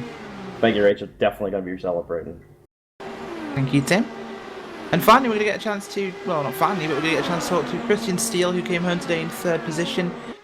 Christian, for a while that looked like you were in second place. We knew Chris Demerit had to pit again. The final caution came out, and that last run, how intense was that? Oh, that was very intense. With the low fuel and the fresh tires, everybody, and especially with the track conditions the way they were, it was just bunched up, and we knew it could really, between Joe, Chris, and Tim there, it was really up for grabs. Anybody could win it, and it was really hard fought, and that was a great race from everybody involved. Well, spectacular result, and just what you needed really in terms of championship points, of course, and the rounds coming up, it could be a bit more difficult, but really, not necessarily were in line for the win there, but at the same time, you had a great, consistent run today. A couple of moments on pit road, including running out of fuel at one point. I hope you prayed you weren't going to slide through your pit box. Yeah, I did. I knew that happened. I did that a couple weeks ago. I slid through my box and ran out of gas. But I knew I had to do that, stretch it that one more lap in order to make it on fuel. So it was either that or have to risk yellow flag, pray for the yellow flag like Chris did. And of course, Chris, the yellow flag that he needed. Absolutely. Well, thanks for joining us today, Christian, and congratulations on third step of the podium. Thank you. Finally, have a quick chat to Dan Lee Ensch, who came home today in P10. Not perhaps the race you were looking for, Dan, but at the same time, top 10 is good points. Actually, I'm real happy with the top 10 considering the way my day started. I jumped the gun on the very first restart and ended up getting black flagged and going a lap down. So considering that, I am real happy that I was able to come back into the top 10. I'll take that any day of the week at Indianapolis. Well, it's certainly a sturdy result, and that late race caution certainly raised hairs, I think. Yeah, and I got a little fortune down the stretch there in the last few laps. There was some lap traffic that got into play, and I ended up picking up a couple of spots that maybe I wouldn't have gotten otherwise. So, again, good fortune shined after that early miscue. I think good fortune shined on me. I want to thank all the guys at RFC Racing, Racing for Christ, for putting together some good sets this week to work with, and also our thanks to iAdvance Motorsports for putting this event on, along with Rick Motec. We sure do appreciate everything they've done for us. It was a lot of fun. Do it any day of the week. Absolutely, Dan. Thanks for joining us, and congratulations on P10. Thank you very much. Well, Brandon, it's an exciting race tonight, of course. We had 200 laps of action here at Indianapolis Motor Speedway, and what a spectacular end. Yeah, great end to a fun little race. Had everything. Strategy, racing, random yellows at the end of the race. And just throw off everyone's strategy that looked to be set in stone at that point. And, luckily it didn't affect the outcome of the race. For Holgate, I guess for Demerit you'd wish it went another way, but for Holgate I'm sure he's very happy that it stayed the way it was. He certainly would be, of course, and, well, an incredible race we saw tonight, and Tim Holgate taking home the victory at Indianapolis for the first time, so one I'm sure he's incredibly proud of in the series. You've been watching, of course, the iAdvance Indy Elite Series here on Racebot TV and iRacing Live. You can always join us next time out for the round, of course, at New Hampshire Motor Speedway. And excuse me, and that will be the Chicago's Pizza 150 on the 8th of May. Join us then.